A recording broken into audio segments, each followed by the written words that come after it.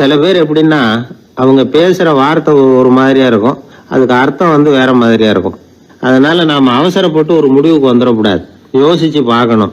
இல்லைன்னா விவரம் தெரிஞ்சவங்களை கேட்டு அதுக்கு அர்த்தம் என்னன்னு கண்டுபிடிக்கணும். ஒரு ஊர்ல ஒரு பெரியவர் இருந்தார். அவருக்கு 3 பிள்ளைங்க. கடைசி காலத்துல அவர் அந்த 3 பிள்ளைங்களையும் கிட்டத்துல கூப்பிட்டு 3 அறிவுரைகளை சொல்லிவிட்டு கண்ணை மூடிட்டார். அவர் சொன்ன அறிவுரைகள் என்ன தெரியுமா? பெத்த தாய்க்கு சோறு போடாதே, இது ஒரு அறிவுரை. கொடுத்த கடனை கேட்காதே, இது ஒரு அறிவுரை. விதைச்ச நிலத்துக்கு வேலி போடாதே, இது ஒரு அறிவுரை.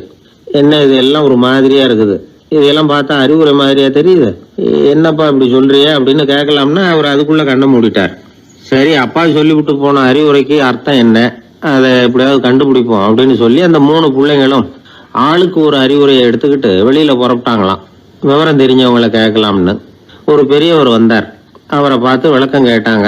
ஐயா, கொஞ்சம் நெல்லுங்க, எங்க அப்பா சாகர சமயத்துல பெத்த தாய்க்கு சோறு போடாதேன்னு சொல்லிவிட்டு போனார், அப்படின்னா என்ன அர்த்தம் அப்படின்னு கேட்டாங்க. அந்த பெரியவர் கொஞ்சம் யோசனை பண்ணி பார்த்துட்டு அப்புறம் விளக்கம் சொன்னார். பெத்த தாய்க்கு சோறு போடாதேன்னா பொதுவா வயசானவங்களுக்கு அடிக்கடி கோபம் வரும். மருமகளோ மற்றவங்களோ சோறு போட்டா சீரா போட்டா ஐயோ குறைச்சி போடுறாளே, தாராளமா போடுறதுக்கு மனசு வரலையேம்பாங்க. தாராளமா போட்டா ஐயோ இப்படி மாட்டுக்கு கொட்டுறது மாதிரி கொட்டுறாளேம்பாங்க. ஆக எப்படி போட்டாலும் கோபம் வரும். அதனால இவங்களுக்கெல்லாம் நாம சோறு போடக்கூடாது, அவங்களா எடுத்து போட்டுக்கிற மாதிரி அவங்களுக்கு முன்னாடி வச்சுடணும். அதுதான் புத்திசாலித்தனம். அததான் உங்க அப்பா பெத்த தாய்க்கு சோறு போடாதேன்னு சொல்லியிருக்கிறார். போடாதேன்னா அவங்களா எடுத்துக்கிற அளவுக்கு அவங்க முன்னாடி சோத்தை வச்சிருங்க, அவங்க வேணுங்கிறத எடுத்துக்கிட்டோம்னு அர்த்தம் அப்படின்னு விளக்கம் கொடுத்தாரு அந்த பெரியவர்.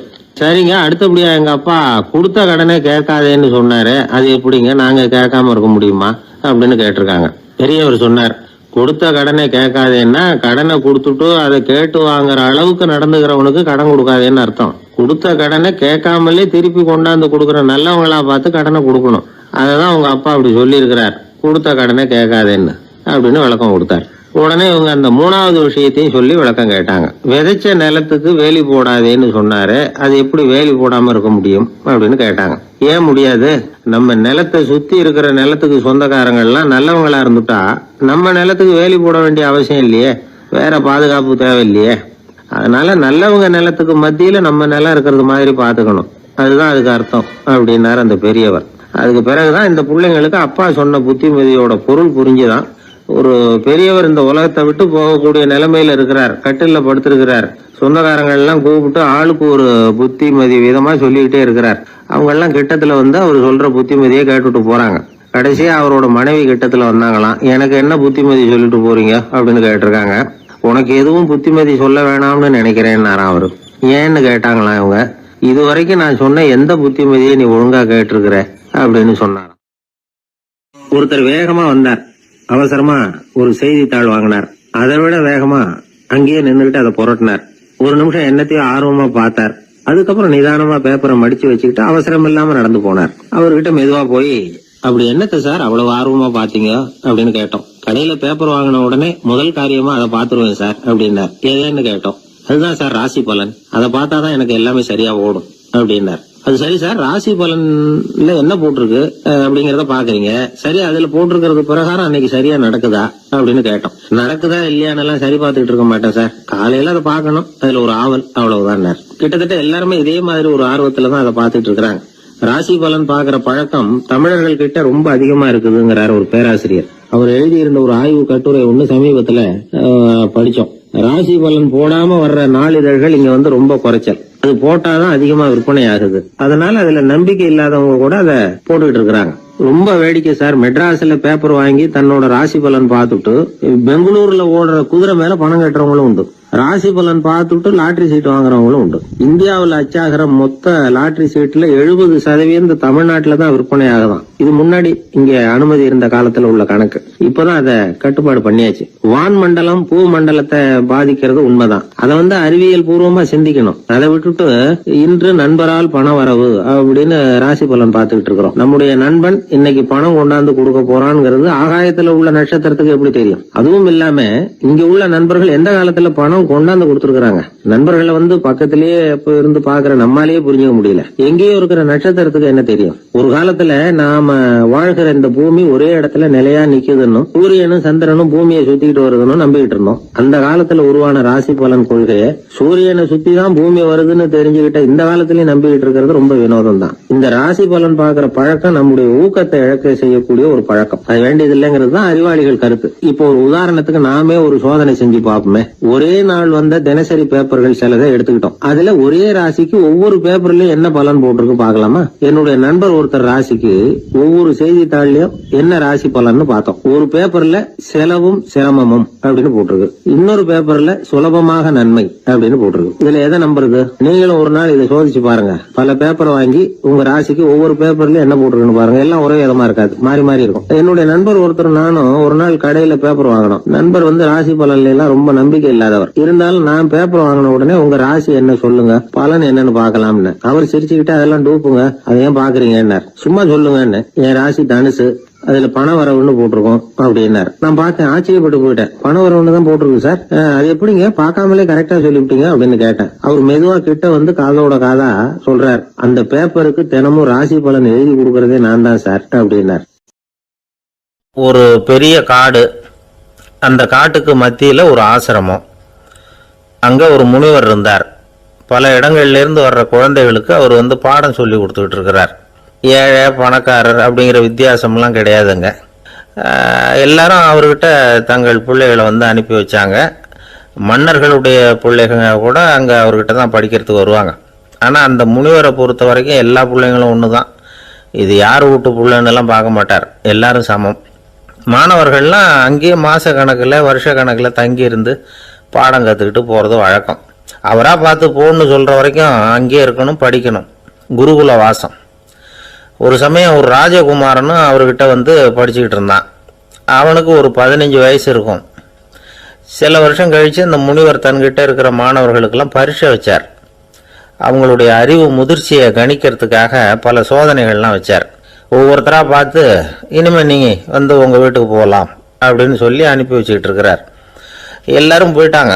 கடைசியாக மிஞ்சி இருந்தது ஒரே ஒரு மாணவன். அவனை மட்டும் வீட்டுக்கு அனுப்பல. யார் அந்த பையன் தெரியுமா? அவன்தான் அந்த ராஜகுமாரன்.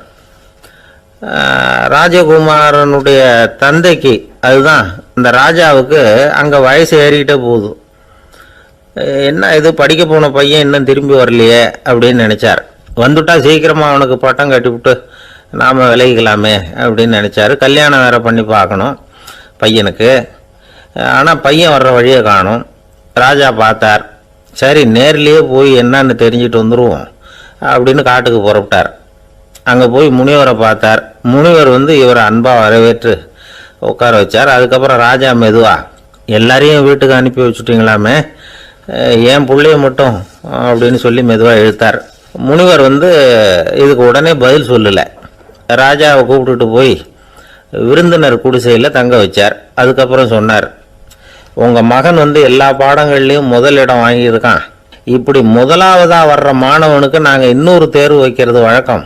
அதுலேயும் அவன் வந்து முதலாவதாக வந்துட்டான்னா அவன் ஒரு பெரிய வித்வான் அப்படிங்கிற கௌரவத்தை அடைஞ்சிருவான் அப்படின்னார்.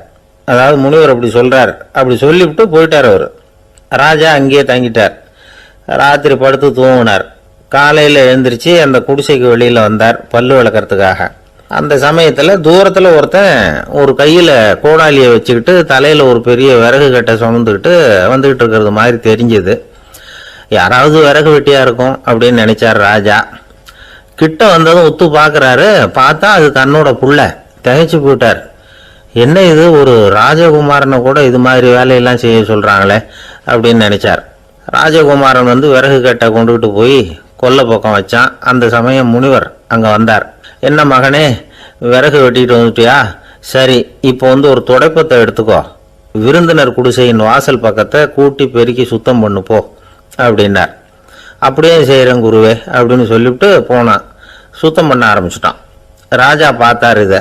உடனே ஓடியாந்தார். மகனே, என்ன காரியம் பண்ணுற, துடைப்பத்தை கீழே போடுனார். இப்போ அந்த ராஜகுமாரன் சொல்கிறான், தந்தையே, இது வந்து என்னுடைய குருதேவரோட உத்தரவு. இங்கே வந்து நான் ஒரு மாணவன். இங்கே அரசனும் ஒன்று தான், ஆண்டியும் ஒன்று தான். குருதேவர் சொல்றத மறுக்காம செய்யறது தான் எங்க கடமை அப்படின்னா. இந்த சமயம் முனிவர் அங்க வந்தார். இவனை வந்து முதுகுல தட்டி கொடுத்தார். அப்புறம் ராஜா கிட்ட சொன்னார், அரசே, உங்க புள்ள எங்க கடைசி தேர்வுலையும் வெற்றி பெற்றுட்டான். பணிவு தான் மாணவர்களின் மிக உயர்ந்த குணம். குருநாதர் சொல்றது மனசுக்கு பிடிக்கலன்னா கூட மறுக்காம செய்யணும். அப்படி செய்யறதுனால எதை செய்யலாம் எதை செய்யக்கூடாது அப்படிங்கிற விவேகம் அவங்களுக்கு வந்துடும். செய்யக்கூடாததை கூட பெரியவங்க சொல்லிவிட்டா செஞ்சுதான் ஆகணும் அப்படிங்கிற பணிவு அவங்களுக்கு வந்துடும். இந்த குணம் வந்துட்டுதுன்னா அவங்க எத்தனை கடினமான வேலையா இருந்தா கூட ரொம்ப சுலபமா செஞ்சு முடிச்சிருவாங்க.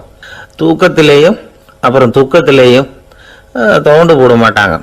இந்த பணிவும் விவேகமும் அவங்க கிட்ட மன உறுதியை ஏற்படுத்தும். அந்த உறுதி உங்க பையனுக்கு வந்தாச்சு. இனிமே அவனை நீங்க அழைச்சிட்டு போகலாம். அவன் நிச்சயமா பேரும் புகழும் பெறுவான் அப்படின்னாரு. ராஜா அவரை பார்த்து, குருதேவா, புரிஞ்சுக்கிட்டேன், என்னை மன்னிக்கணும் அப்படின்னாரு. அதுக்கப்புறம் மகனை அழைச்சிக்கிட்டு நாட்டுக்கு திரும்பி வந்துட்டார். இந்த கதையை இன்று ஒரு தகவலில் சொல்லுங்க சார், உங்கள் நிகழ்ச்சியில் சொல்லுங்க சார் அப்படின்னு சொல்லி மாணவர்கள் கேட்டால் பணிவாக இருக்கிறது எப்படி அப்படிங்கிறத புரிஞ்சுக்குவாங்க அப்படின்னு சொன்னார் ஒருத்தர். சரி சொல்லுவோம், அதுக்கு முன்னாடி நேர்லேயே ஒரு பையன்கிட்ட சொல்லி பார்க்கலாமே அப்படின்னு தோணுச்சு. உடனே ஒரு பையனை கூப்பிட்டோம். ஏன்பா, உங்கள் வாத்தியார் உனக்கு இது மாதிரி ஒரு பரீட்சை வச்சா என்ன பண்ணுவேன் அப்படின்னு கேட்டோம். நானும் அப்படி தான் சார் நடந்துக்குவேன், விறகு வெட்டுவேன், தொடப்பத்தினால கூட்டி சுத்தம் பண்ணுவேன், உடனே செஞ்சு முடிச்சிருவேன் சார் அப்படின்னா. பலே பரவாயில்லையே அப்படின்னோம். ஆமாம் சார், அப்படி செஞ்சால் தானே வீட்டுக்கு அனுப்புவார், இல்லைன்னா இன்னொரு வருஷம் இங்கேயே இருந்து படின்னு சொல்லி விடுவாரு, அதனால் அப்படி செய்வேன் அப்படிங்கிறான் அந்த பையன். ஒரு ஊரில் ஒரு ஞானி இருக்கிறார். ரொம்ப பெரிய ஞானி, ரொம்ப வயசாயிட்டுது. கடைசி காலத்தில் அவர்கிட்ட சில பேர் வந்தாங்க. உங்கள் குரு யார் அப்படின்னு கேட்டாங்க. அவர் நிமிர்ந்து பார்த்தார். எனக்கு ஆயிரக்கணக்கான குருமார்கள் உண்டு, அவங்க பேரெல்லாம் சொல்லணும்னா இந்த காலம் பத்தாது. ஆனால் முக்கியமான ஒரு 3 பேரை பற்றி மட்டும் உங்களுக்கு சொல்கிறேன் அப்படின்னாராம். அப்புறம் சொன்னார், அந்த 3 பேரில் ஒருத்தன் ஒரு திருடன். ஒரு சமயம் ஒரு பாலைவனம் வழியாக நான் போய்கிட்டு இருந்தேன். அப்போது வழி தவறி போய் ஒரு கிராமத்துக்கு போயிட்டேன். அது இருட்டு நேரம், நடுராத்திரி, ஊரே உறங்கி போச்சு. அந்த நேரத்தில் ஒரு ஆள் மட்டும் ஒரு வீட்டு சுகத்தில் ஏதோ பண்ணி உள்ளே நுழையிறதுக்கு முயற்சி பண்ணிகிட்டு இருக்கிறான். அவன்கிட்ட போய் நான் இன்னைக்கு இங்கே எங்கே தங்க முடியும் அப்படின்னு கேட்டேன். அதுக்கு அவன், இந்த ராத்திரி வேளையில் அது ரொம்ப சிரமம், ஒரு திருடனோட உங்களால் தங்க முடியும்னா நீங்கள் என்னோட தங்கலாம் அப்படின்னா. நான் அவங்க கூட 1 மாதம் தங்கியிருந்தேன். ஒவ்வொரு நாள் ராத்திரியும், இப்போ நான் என்னுடைய வேலைக்கு போகிறேன், நீங்கள் ஓய்வு எடுத்துக்கோங்க அப்படின்னு சொல்லிவிட்டு போவான். அவன் திரும்பி வந்த உடனே உனக்கு ஏதாவது கிடைச்சிதான்னு நான் கேட்பேன். அதுக்கு அவன், இன்னைக்கு ராத்திரி ஒன்றும் இல்லை, நாளைக்கு மறுபடியும் முயற்சி பண்ணுவேன் அப்படின்பா. எப்பவும் அவன் நம்பிக்கை இழந்ததே கிடையாது, எப்பவும் சந்தோஷமாகவே இருப்பான். நானும் ரொம்ப காலமாக தியானம் பண்ணிக்கிட்டே இருந்தேன், ஒன்றுமே நடக்கலை. ஆனால் நான் என்ன பண்ணேன் தெரியுமா, மனசு வருத்தப்படும், நம்பிக்கை இழந்துருவேன். அப்போல்லாம் அந்த திருடனுடைய விடாமுயற்சி தான் ஞாபகத்துக்கு வரும். அதனால் அந்த திருடன் எனக்கு ஒரு குரு. என்னுடைய 2வது குரு யாருன்னா அது ஒரு நாய்.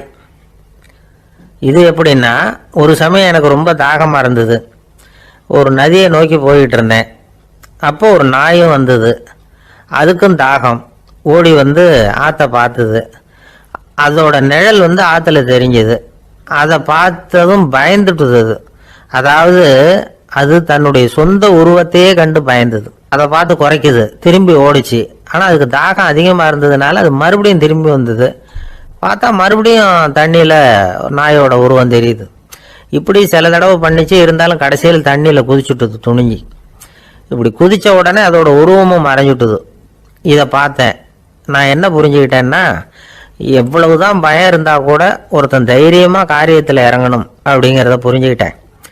இந்த போதனை அந்த நாய்கிட்ட இருந்து எனக்கு கிடைச்சிது. இது ஒன்று. அடுத்தது என்னுடைய 3வது குரு யாருன்னா அது ஒரு சின்ன குழந்தை. நான் ஒரு சமயம் ஒரு நகரத்துக்கு போனேன். அங்கே ஒரு குழந்தை எரிகிற மெழுகுவத்தி ஒன்று எடுத்துக்கிட்டு வந்தது. நான் அந்த குழந்தைய பார்த்து வேடிக்கையாக கேட்டேன், ஏன் பாப்பா, இந்த மெழுகுவத்தியை நீயாவே கொளுத்துனியா அப்படின்னு கேட்டேன். ஆமான்னுது அந்த குழந்தை. சரி, இந்த மெழுகுவத்தி முன்னாடி எரியாமல் இருந்தது, இப்போ எரியுது. இந்த மெழுகுவத்திக்கு வெளிச்சம் எங்கேருந்து வந்தது, அதை எனக்கு காட்ட முடியுமா அப்படின்னு கேட்டேன் அந்த குழந்தைகிட்ட. இதுக்கு அந்த குழந்தை சிரிச்சுக்கிட்டு, அந்த மெழுகுவத்தியை ஊதி அணைச்சுட்டுது. அதுக்கப்புறம் என்னை பார்த்து கேட்டுது, இப்போ இந்த மெழுகுவத்தியின் வெளிச்சம் போனதை பார்த்தீங்க இல்லையா, அது எங்கே போச்சுன்னு எனக்கு சொல்லுங்க அப்படின்னுது. அந்த குழந்தை இப்படி கேட்டதும் என்கிட்ட இருந்த ஆணவம் அழிஞ்சுட்டுது. நான் படித்ததெல்லாம் அந்த வினாடியில் சுக்கு நூறாக போட்டுது. என்னுடைய முட்டாள்தனத்தை நான் உணர்ந்தேன் அப்படின்னு இவ்வளவும் அந்த ஞானி விவரமாக சொன்னாராம். அதனால் நாம் இன்னார்கிட்ட இருந்து தான் இதை கற்றுக்கணுங்கிறது இல்லை, யாருக்கிட்ட இருந்தும் எதையும் கற்றுக்கலாம். நம்மால் ஒருத்தன் ஒரு நாய் வளர்த்துக்கிட்டோம்னா அந்த நாய்க்கு வால் கிடையாது, யாரோ ஏற்கனவே வெட்டி எடுத்துட்டாங்க. இந்த நாய் தான் சார் எனக்கு குரு, அதுகிட்டே இருந்து கூட நான் பாடம் கற்றுக்கிட்டு இருக்கிறேன் அப்படின்னா, அப்படி என்ன கற்றுக்கிட்டேன் அந்த வால் இல்லாத நாய்கிட்ட இருந்து அப்படின்னு கேட்டோம். நாம் யாருக்கிட்டையும் வாலாட்டக்கூடாது அப்படிங்கிற பாடத்தை அதுகிட்டே இருந்து தான் நான் கற்றுக்கிட்டேன் அப்படின்னா. ஒரு ஊரில் ஒரு பெரிய ஞானி இருந்தார். அவர் படுக்கையில் இருந்தார். இன்னும் கொஞ்ச நேரம்தான் அவர் இந்த உலகத்தில் இருக்க போகிறார். அவரை சுற்றி ஏகப்பட்ட கூட்டம். ஏற்கனவே அவருடைய உபதேசங்களை கேட்டவங்க பல பேர் வந்து அவரை சுற்றி நிற்கிறாங்க. அந்த ஞானி மெதுவாக கண்ணை திறந்து பார்க்குறார். எல்லாரும் அவருடைய கடைசி வார்த்தையை கேட்கறதுக்காக அவளோட காத்துக்கிட்டு இருக்கிறாங்க. அந்த ஞானி மெதுவாக பேச ஆரம்பித்தார். நான் என்னுடைய வாழ்நாள் பூராவும் உங்களுக்கு நிறைய போதனைகள் சொல்லிக்கிட்டு இருக்கிறேன். பேரானந்தம், மகிழ்ச்சி, தியானத்தன்மை இதை பற்றியெல்லாம் சொல்லியிருக்கிறேன். இப்போ நான் வேற ஒரு கரைக்கு போய்கிட்டு இருக்கிறேன். நான் இனிமேல் இந்த கரையில் இருக்க மாட்டேன். நீங்கள் நான் சொன்னதையெல்லாம் கேட்டீங்க, ஆனால் எதையும் நீங்கள் வந்து நடைமுறைப்படுத்தி பார்க்கல. எல்லாம் கேட்டதோடு சரி, அதோடு விட்டுவிட்டீங்க. அப்புறம் அதை தள்ளி போட்டுக்கிட்டே வந்துட்டீங்க. மேலும் அதை தள்ளி போடுறதுல எந்த பிரயோஜனமும் கிடையாது. இப்போ நான் போய்கிட்டு இருக்கிறேன், உங்களில் யாராவது என்னோட வர்றதுக்கு தயாரா அப்படின்னு கேட்டார். அவ்வளவுதான், யாரும் வாயை திறக்கலை. ஒரே மௌனம், சத்தமே இல்லை. ஒருத்தர் பார்த்துக்கிட்டே நிற்கிறாங்க. அந்த கூட்டத்தில் ஒரு ஆள் அந்த ஞானி கூடவே 40 வருஷத்துக்கு மேலே இருந்திருக்கிறான். அவனும் வாயை திறக்காமல் இன்னொருத்தன் முகத்தை பார்த்துக்கிட்டே நிற்கிறான். இந்த சமயத்தில் பின்னாடி நின்றுக்கிட்டு இருந்த ஒருத்தன் கையை தூக்கினான். ஞானி அவனை பார்த்தார். சரி, ஒருத்தனுக்காவது நம்மோட வர்றதுக்கு தைரியம் இருக்குது அப்படின்னு நினைச்சார். ஆனால் அந்த ஆள் என்ன சொன்னான் தெரியுமா? ஐயா, நீங்கள் கேட்குறப்போ நான் உடனே எழுந்திருக்கல, கையை மட்டும்தான் தூக்கினேன். என்ன காரணம்னா, நான் எப்படி அடுத்த கரைக்கு வந்து சேர்றதுங்கிறது தெரிஞ்சுக்கிறதுக்காக தான். அந்த விவரத்தை மட்டும் இப்போ உங்ககிட்ட இருந்து நான் தெரிஞ்சுக்க ஆசைப்படுறேன். ஏன்னா இப்போ நான் உங்கள் கூட வர்றதுக்கு தயாராக இல்லை. எவ்வளவோ காரியங்களை நான் இன்னும் இங்கே முடிக்க வேண்டி இருக்குது. வீட்டுக்கு ஒரு விருந்தினர் வந்திருக்கிறார். என்னுடைய இளைய மகனுக்கு கல்யாணம் பண்ணி வைக்கணும். அதனால் இன்னைக்கு உங்கள் கூட வர முடியாது. அது மட்டும் இல்லை, இப்போ உங்கள் கூட அடுத்த கரைக்கு வந்தால் திரும்பி வர முடியாதுன்னு வேற சொல்கிறீங்க. அதனால் இப்போ நான் வரல. இன்னொரு நாள் நிச்சயமாக நான் வர்றேங்க, வந்து உங்களை சந்திக்கிறேன். அதனால் இப்போ நீங்கள் இன்னொரு தடவை எங்களுக்கு விளக்கமாக சொல்லணும். ஏற்கனவே பல தடவை சொல்லியிருக்கிறீங்க. தயவு பண்ணி இப்போ ஒரு தடவை சொன்னீங்கன்னா சௌகரியமாக இருக்கும். அந்த அடுத்த கரையை அடையிறது எப்படி, இப்போ ஒரு தடவை அதை விளக்கமாக சொல்லிட்டீங்கன்னா நல்லா ஞாபகப்படுத்திக்குவேன். அது சரியான சமயம் வர்றப்போ இது எனக்கு உதவியாக இருக்கும் அப்படின்னு நானா. ஆனால் உண்மை என்ன தெரியுமா? அந்த சரியான சமயம் வரவே இல்லை அப்படிங்கிறது தான் உண்மை.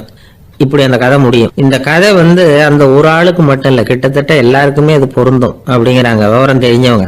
எல்லாருமே அந்த சரியான தருணத்துக்காக தான் காத்துக்கிட்டு இருக்கிறாங்களாம். அதுக்காக ஜோசியம் பார்க்குறாங்க, கைரேகை பார்க்குறாங்க, நாளைக்கு என்ன நடக்குங்கிற ஆவலில் எல்லாரும் காத்துக்கிட்டு இருக்கிறாங்க. ஆனால் அந்த ஒரு நாள் ஒருபோதும் வரப்போகிறதில்ல. நீங்கள் தள்ளி போடுறதுக்காக பல அர்த்தமில்லாத காரணங்களை தேடுறீங்க அப்படிங்கிறார் ஒரு ஞானி. காத்திருக்கிறதுலேயே நம்ம காலம் ஓடி போயிடுது. ஏன்னா இன்னைக்கு நாம் சிந்திக்கிறது நாளைக்கு நாம் சிந்திக்கிறது இல்லை. ஒவ்வொரு நாளும் ஒவ்வொரு மாதிரி போயிடுது. நாளைக்கு மறுநாளை பற்றியே சிந்திக்கிறோம். இப்படியே அது பாட்டுக்கு போயிடும். கரையை தொட்டு பார்க்குறது எப்போ, இதுதான் கேள்வி. நமக்கு வேண்டியப்பட்ட ஒருத்தர் ஒரு ரயில்வே பிளாட்ஃபாரத்தில் நின்றுட்டு இருக்கிறார். அங்கே இருக்கிறவங்க கிட்ட கேட்குறாராம், விசாரிக்கிறார். ஏங்க கிழக்க போகிற ரயில் போயிட்டுதுங்களான்னாராம். போயிட்டுதுன்னு இருக்கிறாங்க. கொஞ்ச நேரம் கழிச்சு ஏங்க மேற்க போகிற ரயில் போயிட்டுதுங்களான்னு கேட்டிருக்காரு. போயிட்டுதுங்களான் இருக்காங்க. அப்புறம் கொஞ்ச நேரம் கழிச்சு மறுபடியும் ஏங்க 10:30 மணி வண்டி போயிட்டுதான்னு கேட்டிருக்காரு. தொடர்ந்து காலையிலேருந்து சாயந்தரம் வரைக்கும் இப்படி ஒரே இடத்துல நின்றுட்டு கேட்டுக்கிட்டே இருக்கிறார். இதை பார்த்துக்கிட்டு இருந்த ஒருத்தர் அவர்கிட்ட வந்து, ஏங்க நீங்கள் எங்கே போகணும் அப்படின்னு கேட்டாராம். இவர் மெதுவாக சொன்னாராம், இந்த ரயில்வே லைனை தாண்டி அந்த பக்கம் போகணும் அப்படின்னாராம். ஒரு நாள் காலை நேரம் ஒரு குரு படுக்கையை விட்டு எழுந்திருக்கிறார். உடனே சீடர்களை பார்த்து எல்லாரும் இப்படி வாங்கங்கிறார். எல்லாரும் வர்றாங்க வேகமாக. என்னங்க வேணும் உங்களுக்கு அப்படிங்கிற மாதிரி எல்லாரும் குருவை பார்த்தாங்க பயபக்தியோட. குரு அந்த சீடர்களை பார்த்து, இதை பாருங்க, இப்போ நான் ஒரு சிக்கலான விவகாரத்தில் மாட்டிக்கிட்டு இருக்கிறேன், அதை நீங்கள் தீர்த்து வச்சா நல்லதுன்னார். சீடர்களுக்கு ஒன்றும் புரியல. என்ன இது இவர் இப்படி சொல்கிறாரு, நமக்குள்ள எல்லா விவகாரங்களையும் தீர்த்து வைக்கிறவர் நம்ம குருநாதர், அவருடைய விவகாரத்தை நாம் தீர்த்து வைக்கிறதா, ஆச்சரியமாக இருக்குதே, குருநாதருக்கே சிக்கலா அப்படின்னு யோசனை பண்ண ஆரம்பித்தாங்க. இருந்தாலும் ரொம்ப பணிவாக கேட்டாங்க, சுவாமி உங்களுக்கே சிக்கலா? இந்த உலகத்து சிக்கல்களுக்கும் சிரமங்களுக்கும் அப்பாற்பட்டவர் அல்லவா தாங்கள், அப்படிப்பட்ட உங்களுக்கு சிக்கல்னா அது எப்படி அப்படின்னாங்க. எனக்கு ஏற்பட்டிருக்கிற சிக்கல் அவ்வளவு பெருசு, ரொம்ப பெரிய விவகாரம் அது அப்படின்னார் குரு. கொஞ்சம் விவரமாக சொல்லுங்க அப்படின்னாங்க இவங்க. இப்போ அந்த குரு விவரத்தை சொன்னார். அதாவது நேற்று ராத்திரி நான் ஒரு கனவு கண்டேன். அந்த கனவுல நான் ஒரு பட்டாம்பூச்சியாக மாறிட்டேன். அப்படி மாறி ஒவ்வொரு மலராக பறந்து போய் உட்காந்து தேன் சாப்பிட்டேன் அப்படின்னார். சீடர்கள் இதை கேட்டதும் ரொம்ப திகைச்சு போயிட்டாங்க. என்ன இது, இது ஒரு பெரிய பிரச்சனையா? ஒரு சாதாரண கனவு கண்டதுக்காகவா இந்த காலை வேளையில் நம்மளையெல்லாம் குருநாதர் இவ்வளவு அவசரமாக கூப்பிட்டுருக்கார் அப்படின்னு நினைச்சாங்க. இருந்தாலும் கேட்டாங்க, இதில் என்ன சிக்கல் சுவாமி? கனவுங்கிறது எல்லாருக்கும் வரத்தானே செய்யும் அப்படின்னார் ஒரு சீடர். சீடர்களே, பிரச்சனை அது இல்லை. நான் இன்னைக்கு காலையில் கண்ணு முழிச்சு பார்த்தப்போ நான் நானாக மறுபடியும் மாறிட்டேங்கிறத தெரிஞ்சுக்கிட்டேன். இதில் சிக்கல் என்னன்னா, இப்போ அந்த பட்டாம்பூச்சி தான் நானா ஆயிட்டதாக கனவு கண்டுகிட்டு இருக்கா அப்படிங்கிறது தான். ஒரு மனுஷன் பட்டாம்பூச்சி ஆகிறதாக கனவு காண முடியுங்கிறப்போ அந்த பட்டாம்பூச்சியும் மனுஷன் ஆகிறதாக கனவு காண முடியும் இல்லையா? இப்போ எனக்கு யதார்த்த நிலை தெரியணும், எது நிஜம்னு தெரியணும். நேற்று ராத்திரி நான் கண்டது கனவா, அல்லது இது பட்டாம்பூச்சி கண்டுகிட்டு இருக்கிற கனவா? இதுதான் குரு கேட்ட கேள்வி. இதை கேட்டதும் சீடர்கள் ரொம்ப குழம்பி போயிட்டாங்க. சுவாமி, இது வரைக்கும் நாங்கள் தூங்குறப்ப பார்க்கறது கனவுன்னும் மூழ்கிட்டு இருக்கிறப்ப பார்க்கறது நனவுன்னு நம்பிக்கிட்டு இருக்கிறோம். இப்போ எங்களை ரொம்ப குழப்பிட்டீங்க, இதுக்கு பதில் சொல்ல எங்களுக்கு சக்தி இல்லை அப்படின்னு சொல்லிவிட்டாங்களாம். அதுக்கப்புறம் அந்த குரு சொன்னாராம், நினைவு தான் முக்கியமான அம்சம். முடிவு கட்டம்னா பகலின் நினைவுகளை விட இரவின் கனவுகளே ரொம்ப உண்மை. ஒருத்தன் தூங்க போனால் தூங்கிக்கிட்டே இருந்தா அவன் காணும் கனவு பொய்ங்கிறத அவன் உணர மாட்டான். ஒவ்வொரு கனவும் காணும் பொழுது அது ரொம்ப உண்மையாக தான் தெரியுது. ஒரு கனவு கூட உண்மை இல்லைன்னு கனவுல தோன்றுவதே இல்லை அப்படின்னார் குரு. அகில வாழ்வு அத்தனையும் சொற்பனம் கண்டாய் அப்படிங்கிறார் தாயுமானவர். ஆகையினால நம்ம கனவுலேருந்து நாம் என்னைக்கு முழிச்சிக்க போகிறோம் அப்படிங்கிறது தான் ஒரு முக்கியமான கேள்வி. ஒருத்தர் வந்தார், காலில் கட்டோடு வந்தார். என்னங்க காலில் கட்டுன்னு? சார், நேற்று ராத்திரி தூக்கத்தில் எங்கள் வீட்டு கூரையில் ஏணியை சாத்தி வச்சு இறங்கினப்போ வழுக்கி விழுந்து காலை உடச்சிக்கிட்டேன்னார். உங்கள் வீட்டில் தான் ஏணியே கிடையாது சார் அப்படின்னு. உண்மைதான் சார், நான் கீழே விழுந்து முழிச்சுக்கிட்டதுக்கு அப்புறம் தானே ஏணி இல்லைங்கிறது எனக்கு ஞாபகம் வந்தது அப்படின்னார். பக்தின்னு சொல்கிறோம் இல்லையா, அது 3 வகைப்படும் அப்படிங்கிறார் ஒரு பெரியவர். அது என்ன 3 வகைன்னா, தெய்வ பக்தி, அடியார்கள் பக்தி, குரு பக்தி. அடியார் பக்தியை விட தெய்வ பக்தியை விட குரு பக்தி தான் ரொம்பவும் சிறந்ததுங்கிறார் அவர். தெய்வத்துக்கிட்ட செஞ்ச பாவம் குருநாதர்கிட்ட தீர்ந்துருமா, குருநாதர்கிட்ட செஞ்ச பாவம் தெய்வத்துக்கிட்ட போனாலும் தீராதான். இப்படி பெரியவங்களாம் சொல்லி வச்சிருக்கிறாங்க. ஒரு காடு, அங்கே அயோத தௌமியர் அப்படின்னு ஒரு தபோதனர், அவர் பல மாணவர்களை ஒன்றா சேர்த்து ஒரு குருகுலம் நடத்திக்கிட்டு இருக்கிறார். பல தரப்பட்டவங்க பல திறப்பட்டவங்க மாணவர்கள் அதில் சேர்ந்து படிச்சுக்கிட்டு இருக்கிறாங்க. பாஞ்சால ராஜகுமாரன் ஒருத்தனும் அந்த குருகுலத்தில் சேர்ந்து படிச்சுக்கிட்டு இருக்கிறான். அவன் பேர் ஆருணி. பெரிய இடத்து புள்ள, இருந்தாலும் படுப்பில் ரொம்ப கெட்டிக்காரனாக இருந்தான். அவன் தான் அங்கே முதல் மாணவன். ஒரு நாள் குருநாதர் அந்த அரசகுமாரனை கூப்பிட்டார். நம்ம குருகுலத்துக்கு சொந்தமான வயலில் தண்ணீர் பெருகி வெள்ளம் பயிரை அழிக்குதான், அதனால் நீ போய் மடையை அடைச்சிட்டு வந்துடும் அப்படின்னார். அந்த அரசகுமாரன் உடனே புறப்பட்டான். குருநாதர் சொல்லிட்டார்ல, உடனே புறப்பட்டான்.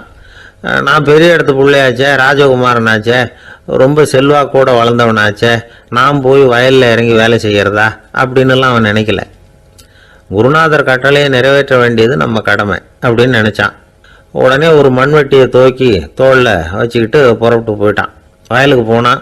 பார்த்தான், தண்ணி கரையை உடச்சிக்கிட்டு வயலுக்குள்ளே ஏகமாக பாஞ்சிக்கிட்டு இருக்குது. இவன் மண்வெட்டியால் களிமண்ணை புல்லோடு சேர்த்து புல் பத்த மாதிரி வெட்டி வெட்டி போட்டான். இருந்தாலும் மடையை அடைக்க முடியல. தண்ணி அதை மீறி வந்துக்கிட்டே இருக்குது. தண்ணி வந்து வேகமாக வயலுக்குள்ளே போய்கிட்டே இருக்குது. போடுற பத்தையெல்லாம் கரைஞ்சி போயிட்டுருக்கு. இருந்தாலும் இவன் தன்னுடைய முயற்சியை கைவிடலை. வெட்டி வெட்டி போட்டுக்கிட்டே இருக்கிறான். காலையில் அங்கே போனவன் சாயந்தரம் வரைக்கும் இப்படி செஞ்சுக்கிட்டு இருக்கிறான். உடம்பும் மனசும் ரொம்பவும் சோர்ந்து போச்சு. இருந்தாலும் குருநாதர் இட்ட கட்டளையை நிறைவேற்றாமல் இருக்கிறோமேங்கிற ஒரு குறை அவனுக்கு இருக்குது. குரு கட்டளையை நிறைவேற்றாத நான் வந்து இன்னமும் இருக்கணுமா அப்படின்னு யோசனை பண்ண ஆரம்பிச்சிட்டான். என்ன செய்யலாம்னு பார்த்தான். நம்ம குருநாதர் இட்ட பணிக்காக இந்த உடம்பையே தியாகம் பண்ணலாம் அப்படின்னு முடிவு பண்ணான். தண்ணி பாயுதில் அதுக்கு குறுக்க விழுந்து அப்படியே மடையை அடைச்சிக்கிட்டு அப்படியே படுத்துட்டான்.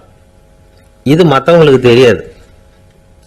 அன்னைக்கு ராத்திரி ஒரு விளக்கு முன்னாடி உட்காந்து குருநாதர் பிள்ளைங்களுக்கு பாடம் சொல்லி கொடுத்துக்கிட்டு இருக்கிறார். முதல் வரிசையில் இருக்கக்கூடிய ராஜகுமாரனை காணலை. நம்ம ஆருணி எங்கே போனா அப்படின்னு சொல்லி மற்ற மாணவர்களை விசாரித்தார். இப்போ அவங்க சொன்னாங்க, சுவாமி அவன் காலையில் வயலுக்கு வந்து மடையை அடைக்கிறதுக்காக போனான், நீங்கள் தான் போக சொன்னீங்க, இன்னும் திரும்பி வரல அப்படின்னு ஒரு பையன்.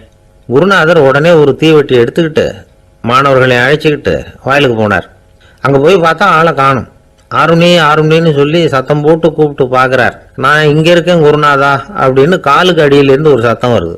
குனிஞ்சு பார்த்தா அவன் மடையில் படுத்துருக்கிறான். என்னப்பா இதுன்னார். காலையிலேருந்து இந்த மடையை அடைச்சி பார்த்தேன் சுவாமி, முடியல, அதனால் இப்படி குறுக்க படுத்துட்டேன். என்னை தாண்டறதுக்கு பயந்து போய் தண்ணியே தேங்கி நின்றுட்டுது அப்படின்னா. அவனுடைய குரு பக்தியையும் அவனை தாண்டறதுக்கு அஞ்சு நிற்கிற தண்ணி தேக்கத்தையும் பார்த்துட்டு எல்லாரும் ரொம்ப ஆச்சரியப்பட்டு போயிட்டாங்களாம். ஆருணி எழுந்திரிச்சு வா அப்படின்னு கூப்பிட்டாரான் குருநாதர். அவன் தண்ணீரை பொழந்துக்கிட்டு எழுந்திரிச்சு வந்தானான். அதனால அவனுக்கு வந்து உத்தாலகன் அப்படின்னு ஒரு பேர். உத்தாலகன்னா தண்ணீரை பிளந்தவன் அர்த்தம். அந்த உத்தாலகன் மாதிரி இந்த காலத்து மாணவர்களுக்கும் குரு பக்தி வேணும் அப்படின்னு சொன்னோம் ஒரு பள்ளிக்கூடத்தில். உடனே நிறைய மாணவர்கள் எழுந்திரிச்சு நின்னாங்க. சார், நீங்கள் எங்களை வந்து இன்னமும் சரியாக புரிஞ்சுக்கலன்னு நினைக்கிறோம். அன்னைக்காவது ஒருத்தன் அப்படி இருந்தான், இன்னைக்கு ஏகப்பட்ட உத்தாலகர்கள் இருக்கிறோம். எங்கள் வாத்தியார் கட்டளையிட்டா இப்போவே அது மாதிரி வயலுக்கு போய் மடையில் குறுக்கப்படுத்துக்கிறதுக்கு இந்த வகுப்பில் உள்ள அத்தனை பேரும் தயாராக இருக்கிறோம் அப்படின்னாங்க. அப்படியா அப்படின்னு சொல்லி கேட்டோம் ரொம்ப சந்தோஷமாக. ஒருத்தன் ரொம்ப அடக்கமாக எழுந்திரிச்சான். அப்புறம் சொன்னான், ஆமாம் சார், வகுப்பில் வந்து இவர் நடத்துகிற பாடத்தை கேட்டுக்கிட்டு இருக்கிறத விட பேசாமல் போய் மடையில் படுத்துடுறது ஒன்றும் கஷ்டமான காரியமாக இருக்காது, அதனால தான் எல்லாரும் அங்கே போகிறேன்னு சொல்கிறோம் அப்படிங்கிறான். கங்கை கரை தோட்டம் பக்கத்தில் ஒரு ஆசிரமம், அங்கே ஒரு பெரியவர் தங்கி இருக்கிறார். அவர் தான் ராமகிருஷ்ண பரமஹம்சர். அந்த ஆசிரமம் இருந்த இடம் கரக்பூர். வங்காளத்தில் பொதுவாக எல்லாரும் மீன் சாப்பிட்றது உண்டு. கங்கையில் குளிச்சுட்டு கையில் ஒரு மீனோட வர்றது வழக்கம். இவர் இருக்கிற இடத்துக்கு கங்கையில் படகு வழியாக வரணும். அப்படி தான் எல்லாரும் வருவாங்க. வர்றவங்களை ஒன்று கூட்டி ஆன்மீக விஷயங்களை பற்றி பேசிக்கிட்டு இருப்பார். ஒவ்வொரு நாள் ஒவ்வொருத்தர் நகரத்துக்கு போகணும். வரும்பொழுது மீன் கொண்டுகிட்டு வரணும். அதுக்கு ஒரு அட்டவணையே உண்டு ஆசிரமத்தில். அது பிரகாரம் ஒரு நாள் சுவாமி யோகானந்தர் படகுல போனார். படகை செலுத்தினவங்க ராமகிருஷ்ணரையும் சுவாமி யோகானந்தரையும் மற்றவங்களையும் பித்தர்கள் அப்படின்னு சொல்லி ஏளனமாக பேசினாங்க. அவங்க என்ன பைத்தியம் பிடிச்சவங்க அப்படிங்கிறது மாதிரி. சுவாமி யோகானந்தருக்கு ரொம்ப மென்மையான இதயம். இவங்க இப்படி கண்ணாபின்னான்னு பேசுகிறத பார்த்தா மீனை வாங்கிட்டு திரும்புகிறப்போ என்ன நடக்குமோ அப்படிங்கிற பயம் வேற வந்துட்டுது அவருக்கு. அவ்வளவு மென்மையானவர். இதை தெரிஞ்சுக்கிட்ட ராமகிருஷ்ணர், யோகானந்தா இங்கே வா அப்படின்னு கூப்பிட்டார். இவர் கண்ணீரை தொடச்சிக்கிட்டே கிட்ட போனார். சொன்னார், ஐயா, படகு ஓட்டுறவங்க உங்களை பற்றி மோசமாக பேசுகிறாங்க. என்ன திட்டினா பரவாயில்ல, ஆனால் உங்களை அவங்க திட்டுறாங்க, அதை என்னால் தாங்கிக்க முடியல அப்படின்னார். இதை கேட்டதும் ராமகிருஷ்ணருக்கு கோபம் வந்துட்டுதான். என்னது, உன்னுடைய குருவை பற்றி அவங்க மோசமாக பேசும்பொழுது நீ சும்மா இருந்தியா, வெளியில் போ அப்படின்னு விட்டார். குரு நிந்தனை செய்கிறப்போ அதை கேட்டுக்கிட்டு சும்மா இருக்கலாமா? குரு நிந்தனையை கேட்டால் பாவம் இல்லையா? என்னை தூற்றும் போது அவங்க வந்து பாவம் செய்கிறாங்க, அதை கேட்டுக்கிட்டு நீ சும்மா இருந்தா நீயும் பாவம் செய்கிற அப்படின்னாராம். அடுத்த நாள் சுவாமி நிரஞ்சனானந்தர் போக வேண்டிய நாள். இவர் படகுல போகும்பொழுதும் அதே மாதிரி நடந்துதான். அவங்க மோசமாக பேச ஆரம்பித்தாங்க, திட்ட ஆரம்பித்தாங்க. அப்படி கேலி பண்ண ஒருத்தனை இவர் என்ன பண்ணார், பலார்னு கன்னத்தில் அரைஞ்சிட்டார். இன்னொருத்தனை கங்கையில் தூக்கி எறியறதுக்கும் தயாராகிட்டார். அதுக்கப்புறம் அவங்க யாரும் வாயை திறக்கல. மீன் வாங்கிட்டு வர்றப்பவும் படகுல ஒரே அமைதி, அவ்வளவு பயம் அவங்களுக்கு. ராமகிருஷ்ணர் கூப்பிட்டு விசாரித்தார் என்ன நடந்ததுன்னு.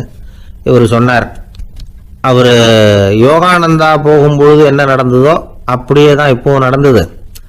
குரு நிந்தனை செய்கிறத கேட்டுக்கிட்டு நான் சும்மா இருப்பேனா, ஒருத்தனை அப்படியே அரைஞ்சுட்டேன், இன்னொருத்தனை ஆற்றுல தூக்கி போட்டுருவேன்னு பயமுறுத்தினேன், அவ்வளவுதான் அப்படின்னாராம். இப்போவும் ராமகிருஷ்ணருக்கு கோபம் வந்துட்டு தான், என்ன இது அணியறது காஷாயம், இருக்கிறது ஆசிரமம், உனக்கு இவ்வளவு கோபம் வந்ததுன்னா அப்புறம் என்னத்துக்கு ஆசிரமத்தில் இருக்கணும், பிரம்மச்சாரி எப்பவும் அமைதியாக இருக்கணும் அப்படின்னு அறிவுரை சொன்னாராம் ராமகிருஷ்ணர். அப்போ இவர் கேட்டாராம், ஏங்க அவருக்கு ஒரு விதமான அறிவுரை சொன்னீங்க, எனக்கு வேற விதமாக அறிவுரை சொல்றீங்க, இதில் எது உண்மை அப்படின்னு கேட்டிருக்கார். இதுக்கு ராமகிருஷ்ணர் சொன்ன பதில் என்னன்னா, அட அசடே, சக்கரத்தில் காற்று அதிகமாக இருந்தால் குறைக்கணும், குறைச்சலாக இருந்தால் கூட்டணும். அவன் சாது, அவனுக்கு அதிக உணர்ச்சி தேவை, உனக்கு படபடப்பு அதிகம், உனக்கு பொறுமை தேவை அப்படின்னாராம். இதில் உள்ள கருத்து என்னன்னா, கல்விங்கிறது எப்படின்னா அதை சூழ்நிலைக்கு தகுந்த மாதிரி கற்பிக்கணும். எல்லாருக்கும் ஒரே மாதிரி கற்பிக்கக்கூடாது. கேட்குற ஒரு தகுதி, புரிஞ்சுக்கிற திறமை, இதை பொறுத்து கல்வி அமையணும். ஆரம்ப காலத்தில் ஒரு குரு, அப்போ ஒரு சீடன் இருந்தான். அது வேடிக்கையான குரு, வேடிக்கையான சீடன். ஒரு ஆசிரமம். ஒரு நாள் ஒருத்தன் அவசரமாக அந்த குருவை தேடி வந்திருக்கிறான். என்ன விஷயம்னு விசாரிச்சார் குரு. உங்கள் சீடர் என்னை அடிச்சுட்டார் அப்படின்னு புகார் பண்ணானா அந்த ஆள். குரு சீடனை கூப்பிட்டார். அடிச்சியா இந்த ஆளை அப்படின்னு கேட்டாராம். ஆமான் இருக்கான் சீடன். ஏன் அடிச்சே அப்படின்னு கேட்டாராம். இந்த ஆள் உங்களை பற்றி மட்டமாக பேசிவிட்டான், என்னால் அதை தாங்கிக்க முடியல, அதனால தான் அடிச்சுட்டேன் இருக்கான். அப்படி என்ன பேசினா அப்படின்னு கேட்டாராம். உன்னுடைய குருநாதர் இப்பெல்லாம் அர்த்தமில்லாமல் பேச ஆரம்பிச்சுட்டார் அப்படின்னு சொல்லிவிட்டான், அதனால தான் அடிச்சுட்டேன் அப்படின்னானா. அதுக்காக அடிச்சே அப்படின்னாராம். நான் அதுக்காக அடிக்கல குருவே, இப்பெல்லாம் நீங்கள் அர்த்தமில்லாமல் பேசுறதாக அவன் சொல்கிறான், அப்படின்னா இதுவரைக்கும் நீங்கள் அர்த்தத்தோடு பேசினதாகத்தானே அர்த்தம், அது தப்பு தானே, அதனால தான் அடித்தேன் அப்படின்னானா. ஒரு ஊரில் ஒரு இளைஞன் இருந்தான். ஒரு நாள் அவன் ஒரு குருவை தேடிட்டு புறப்பட்டான். ஊரை விட்டு வெளியில் போனான். போகிற வழியில் ஒரு காடு. அந்த காட்டில் ஒரு மரத்தடியில் ஒரு பெரியவர் உட்காந்துருக்கிறார். அமைதியாக மௌனமாக அவர் அமர்ந்திருக்கிறார். இந்த பெரியவரை விசாரிக்கலாம், குருவை தேடி கண்டுபிடிக்கிறதுக்கு இவர் ஏதாவது ஒரு வழி சொல்லி கொடுப்பார் அப்படின்னு நினச்சிக்கிட்டு அவர் நெருங்கினான். ஐயா, எனக்கு ஒரு குரு தேவை, எங்கே கிடைப்பார், அவரை எப்படி அடையாளம் கண்டுபிடிக்கிறது, அதை பற்றி ஏதாவது விவரம் சொன்னீங்கன்னா நான் கண்டுபிடிச்சிக்குவேன் அப்படின்ட்டுருக்கான். பெரியவர் நிமிர்ந்து பார்த்தார். தம்பி, அது ரொம்ப சுலபம். அவர் வயசானவராக இருப்பார், என்னை விட சுமார் 30 வயசு அதிகமாக இருக்கும். அவர் ஒரு மரத்தடியில் தான் உட்காந்துருப்பார் அப்படின்ட்டுருக்கான். சரிங்க பெரியவரே, அது என்ன மாதிரியான மரம், எப்படி இருக்கும் அப்படின்னு கேட்டிருக்கான். பெரியவர் அந்த விவரங்களையும் சொல்லியிருக்கிறாரு. அது மட்டும் இல்லை, சந்திக்கிற நாள், நேரம், வினாடி முதற்கொண்டு எல்லா விவரங்களையும் துல்லியமாக சொன்னாராம். இவ்வளவு விவரங்களை இவரால் எப்படி சொல்ல முடியுது அப்படின்னு இவனுக்கு ஆச்சரியம். இருந்தாலும் அந்த பெரியவர் கடைசியாக ஒரு விவரம் சொன்னார். அது என்ன தெரியுமா, எப்படியும் நீ அவரை சந்திக்கிறதுக்கு ஒரு 30 வருஷம் ஆகும் அப்படின்னு சொல்லிவிட்டாராம்.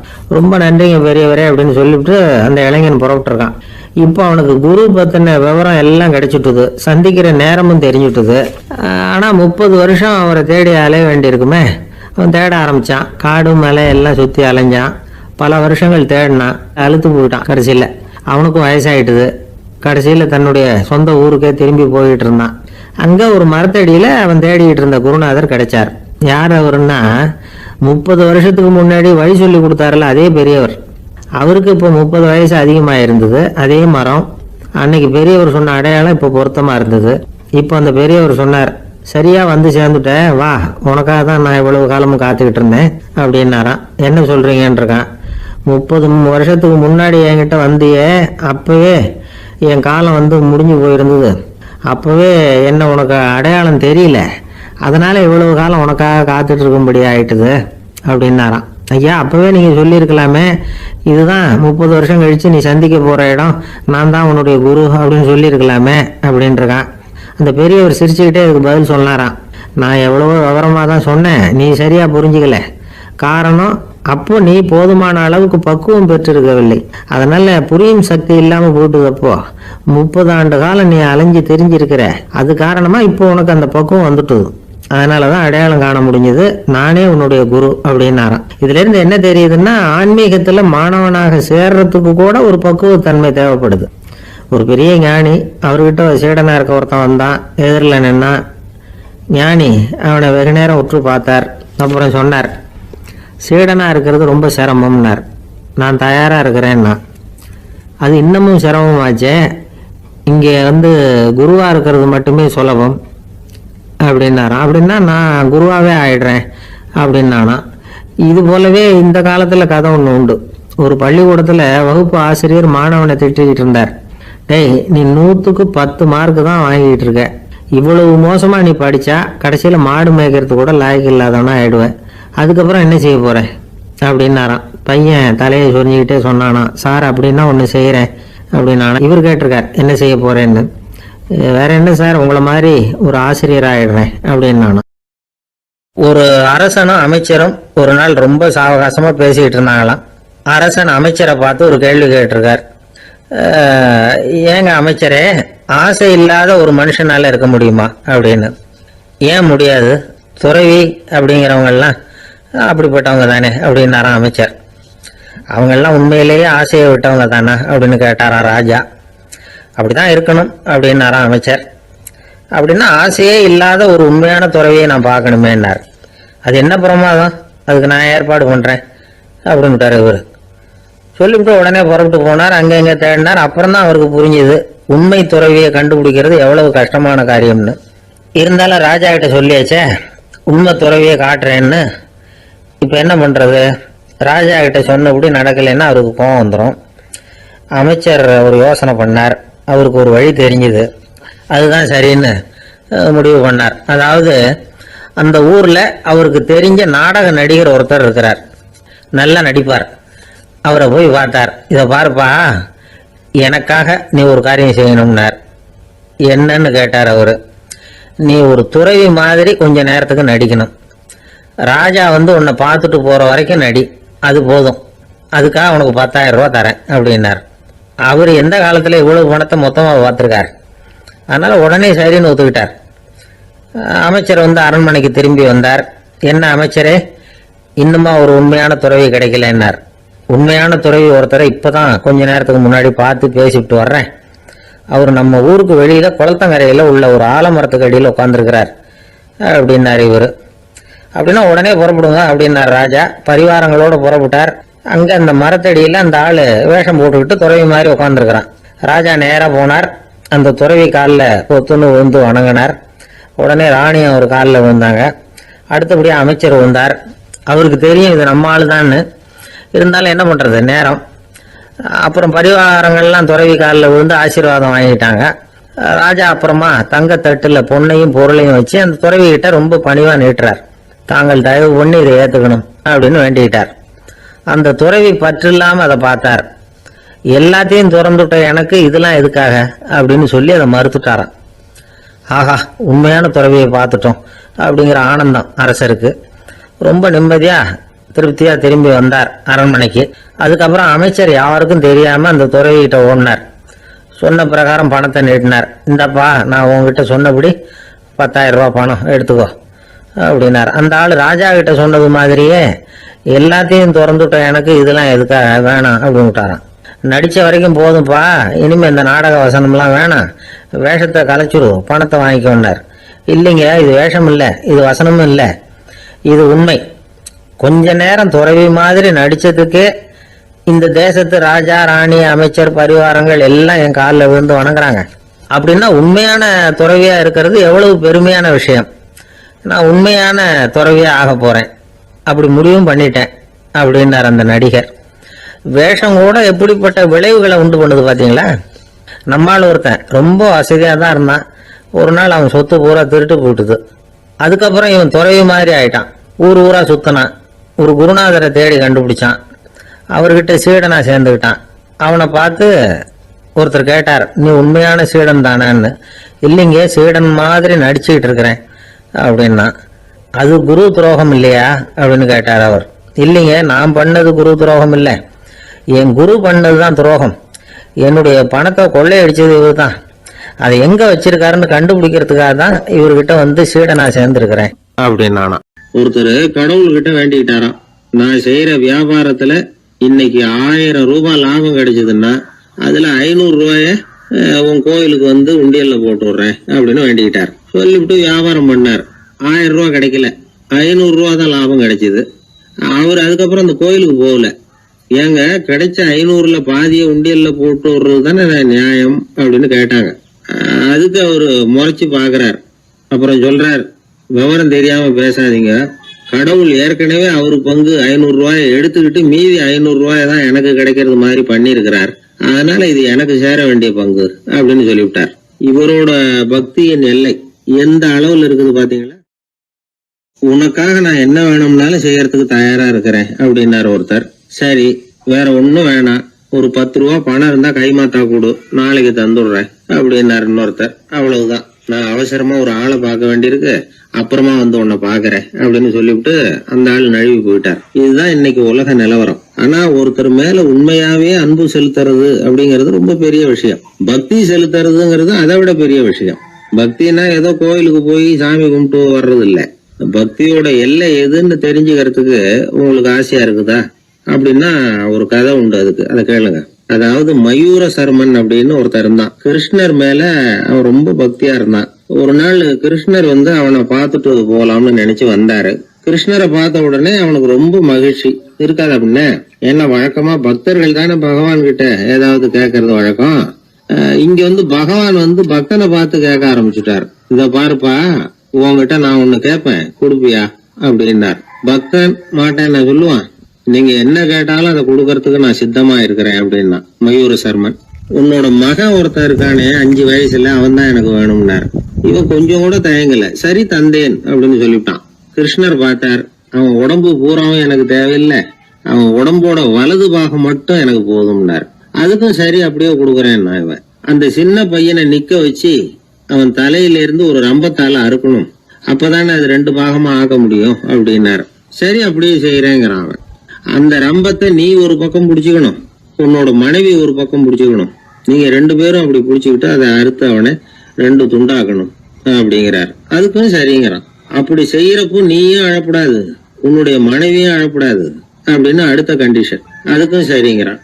அடுத்த அப்படி ஒரு கண்டிஷன் போடுறார், அதாவது உன்னுடைய மகனும் அழப்படாது அப்படிங்கிறார். அதுக்கும் சரின்னு ஒத்துக்கிட்டான். இவ்வளவு நிபந்தனைகள் பேர்ல தான் உன் மகனோட வலது பாகத்தை நான் ஏத்துக்குவேன், இல்லைன்னா ஏத்துக்க மாட்டேன் அப்படின்னு சொல்லிவிட்டார் அவர். உங்களோட அத்தனை நிபந்தனைகளுக்கும் கட்டுப்பட்டு நாங்க நடக்கிறோம் அப்படின்னு சொல்லிவிட்டான் மயூர சர்மன்.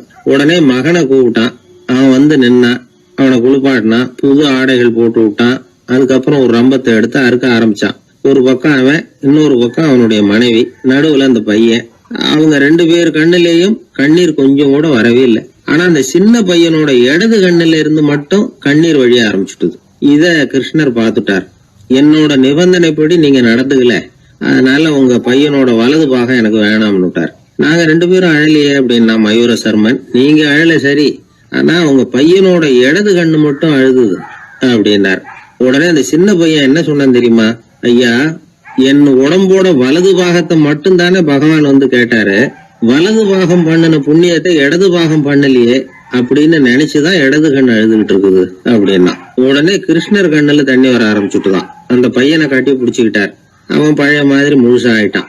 இதுதான் பக்தியின் எல்லை அப்படின்னு விளக்கம் கொடுத்தார் ஒரு ஆன்மீக பேச்சாளர். பக்தியோட எல்லையை புரிஞ்சுக்கிறதுக்காக இந்த கதை. நீங்க உடனே பகவான் வந்து இப்படி எல்லாம் வந்து நின்றுட்டு பையனை வெட்டி விடு அப்படின்னு எல்லாம் கேட்பாரா அப்படின்னு எல்லாம் கற்பனை பண்ணக்கூடாது. ஆன்மீக விஷயங்களை வந்து ஆன்மீக நோக்கத்துல புரிஞ்சுக்கணும், அதுதான் முக்கியம். பக்தியோட எல்லைக்கே நம்மால போக முடியலன்னாலும் ஒரு ஓரத்துக்காவது போய் சேர முடியுதா அப்படின்னு முயற்சி பண்ணி பார்க்கலாம். அதுக்காக தான் இவ்வளவு. வாழ்க்கையே வெறுத்து போச்சு சார் அப்படின்னு சொல்லிட்டு வந்தான் ஒருத்தன். ஏப்பா அப்படி சொல்ற அப்படின்னு. நான் இந்த உலகத்துக்கு தேவையே இல்லை சார் அப்படின்னா. இந்த உலகத்துல தேவையில்லாம எதுவுமே இல்லையே என்ன நிமிர்ந்து பார்த்தான். இப்போ உன் உடம்புல இருக்கிற காலை மட்டும் எடுத்துருவோமா, அது உனக்கு தேவையில்லை அப்படின்னு. அது எப்படி, நடக்கிறதுக்கு அது வேணாமான்னா. சரி அதை விட்டுரு, கையை மட்டும் எடுத்துருவோம் அப்படின்னு. அப்புறம் சாப்பிடுறது எப்படின்னா, சரி அப்படின்னா இப்ப உன் உடம்புல தேவையில்லாம அனாவசியமா இருக்கிற ஒரு பகுதியை சொல்லு, அதை மட்டும் எடுத்துருவோம்னு அவன் யோசனை பண்ண ஆரம்பிச்சான். அப்புறம் மெதுவா சொன்னான், எல்லாமே அவசியமா தான் தோணுது அப்படின்னு சொல்லி அவன் சொன்னான். நீ சொன்னதுக்கு அப்புறம் யோசனை பண்ணி பார்த்தா எல்லாமே அவசியம்னு எனக்கு தோணுதுன்னா, உனக்கு எல்லாமும் அவசியம், ஆனா நீ இந்த உலகத்துக்கு அவசியம் இல்லை, அப்படித்தானே? இப்பதான் அவன் குழம்ப ஆரம்பிச்சான். இன்னைக்கு பாருங்க, நிறைய இளைஞர்கள் இப்படிதான் தன்கிட்ட என்ன இருக்குங்கிறது தெரியாமலே தடுமாறிட்டு இருக்கிறாங்க. அவங்க யாருங்கிறது அவங்களுக்கு அடையாளம் தெரியறது இல்ல. விலங்குகள்லாம் பாருங்க, பறவைகள் மாதிரி விண்ணுல பறக்கணும் அப்படின்னு ஆசைப்படுறது இல்ல. ஒரு பசுமாடு பருந்து பறக்கிறத பார்த்துட்டு நாமளும் அது மாதிரி பறக்கணும் அப்படின்னு 4 காலையும் தூக்குறது இல்ல.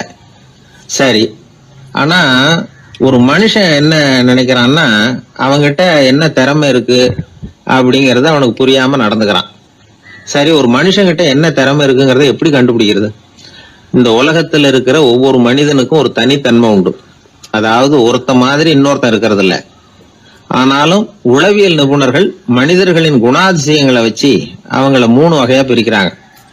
சில பேர் எப்படின்னா, தான் சம்பந்தப்பட்ட வேலையோட இருந்து விடுறது இல்ல. எதிர இருக்கிறவன் செய்யற வேலை, இன்னொரு பிரிவுல இருக்கிறவன் செய்யற வேலை எல்லாத்திலையும் தலையிடுவாங்க. மனோ தத்துவத்துல இதுக்கு டாமினன்ஸ்னு பேர். இப்படிப்பட்ட குணாதிசயம் உள்ளவங்க எதுக்கு பொருத்தம் தெரியுமா? ஒரு நிறுவனத்தை தலைமையேற்று நடத்துறது, நிர்வாக பொறுப்பு வகிக்கிறது, இது மாதிரி பணிகளுக்கெல்லாம் இவங்க ரொம்ப பொருத்தமா இருப்பாங்க. 2வது வகை மனிதர்கள் எப்படின்னா, இவங்க ரொம்ப இனிமையா பேசுவாங்க, திறமையா பேசுவாங்க, அடுத்தவங்களோட பேசுறதுக்கு ஆசைப்படுவாங்க. இப்படிப்பட்டவங்க எல்லாம் விற்பனை துறையில வேலை பார்க்கறதுக்கு ரொம்ப பொருத்தம். இதை தவிர 3வது வகை மனிதர்கள் உண்டு. அவங்க எப்படின்னா, இவங்களுக்கு பகுத்து உணரும் ஆற்றல் உண்டு, உறுதிப்பாடு உண்டு, அடுத்தவங்களோட அதிகம் பேச மாட்டாங்க. இன்னும் சொல்ல போனா 4 பேரோட பேசுறதே இவங்களுக்கு பிடிக்காது. செய்யற வேலையை நுணுக்கமா செய்வாங்க. எந்த பிரச்சனையா இருந்தாலும் சரி, அது சம்பந்தமா எல்லா விவரங்களையும் சேகரிப்பாங்க. இந்த வகை மனிதர்களுக்கு ஆராய்ச்சி வேலை, அக்கௌண்டன்ட் வேலை, இது மாதிரியான பொறுப்புகளை கொடுக்கலாம். ஒவ்வொரு மனிதனையுமே கொஞ்சம் கூர்ந்து கவனிச்சு பாருங்க. அவனுக்குள்ள இந்த 3 விதமான திறமைகளும் உண்டு.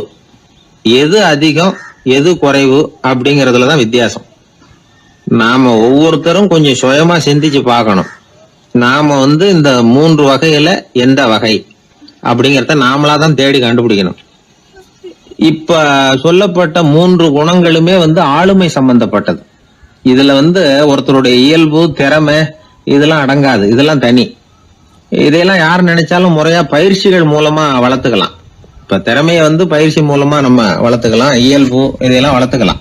முன்னாடி சொன்னது மாதிரி நாம எந்த வகையான ஆசாமிங்கிறத புரிஞ்சுக்கிட்டு அதுக்கு தகுந்த மாதிரி ஒரு வேலையை தேடிக்கிட்டோம்னா வாழ்க்கை நல்ல விதமா அமையும். அதுக்கப்புறம் நான் இந்த உலகத்துக்கு தேவையில்லை அப்படின்னு சொல்லிட்டு இருக்க வேண்டிய அவசியம் வராது. அதனால நம்முடைய குணம் என்ன, நாம எப்படிப்பட்டவர் அப்படிங்கறத அடிப்படையில தெரிஞ்சுக்கிட்டு அதுக்கு தகுந்த மாதிரி ஒரு தொழிலை வாழ்க்கையில தெரிஞ்சுக்கிறது, ஏற்றுக்கிறது நல்லது. இப்போ ஒரு அக்கௌண்டன்ட் வேலைக்கு இன்டர்வியூ நடந்தது. ஒருத்தர் வந்தார். அந்த நேர்காணல்ல அவர்கிட்ட ஒரு கேள்வி கேட்டாங்க. ஏன்னா அவர் வந்திருக்கிறது இந்த ரொம்ப கணக்கு சம்பந்தப்பட்ட வேலை, அக்கௌண்டன்ட் வேலை. அதனால இந்த நேர்காணல்ல அவர்கிட்ட கேட்டாங்க, 8, 3 இது 2 பெருக்குனா என்ன அப்படின்னு கேட்டாங்க. அவர் என்ன சொல்லிவிட்டார், 23ன்னு சொல்லிவிட்டார். 8, 3 பெருக்குனா 24ன்னு சொல்லியிருக்கணும். ஏதோ அவசரத்துல 23ன்னு சொல்லிவிட்டார் பதில். சரி போன்னு சொல்லிவிட்டாங்க. அவர் வெளியில வந்துட்டார். வெளியில வந்ததும் யோசனை பண்ணார், அடடா 8, 3 பெருக்க சொன்னாங்க, நம்ம 24ன்னு சொல்றதுக்கு பதிலா 23ன்னு சொல்லிவிட்டோம்.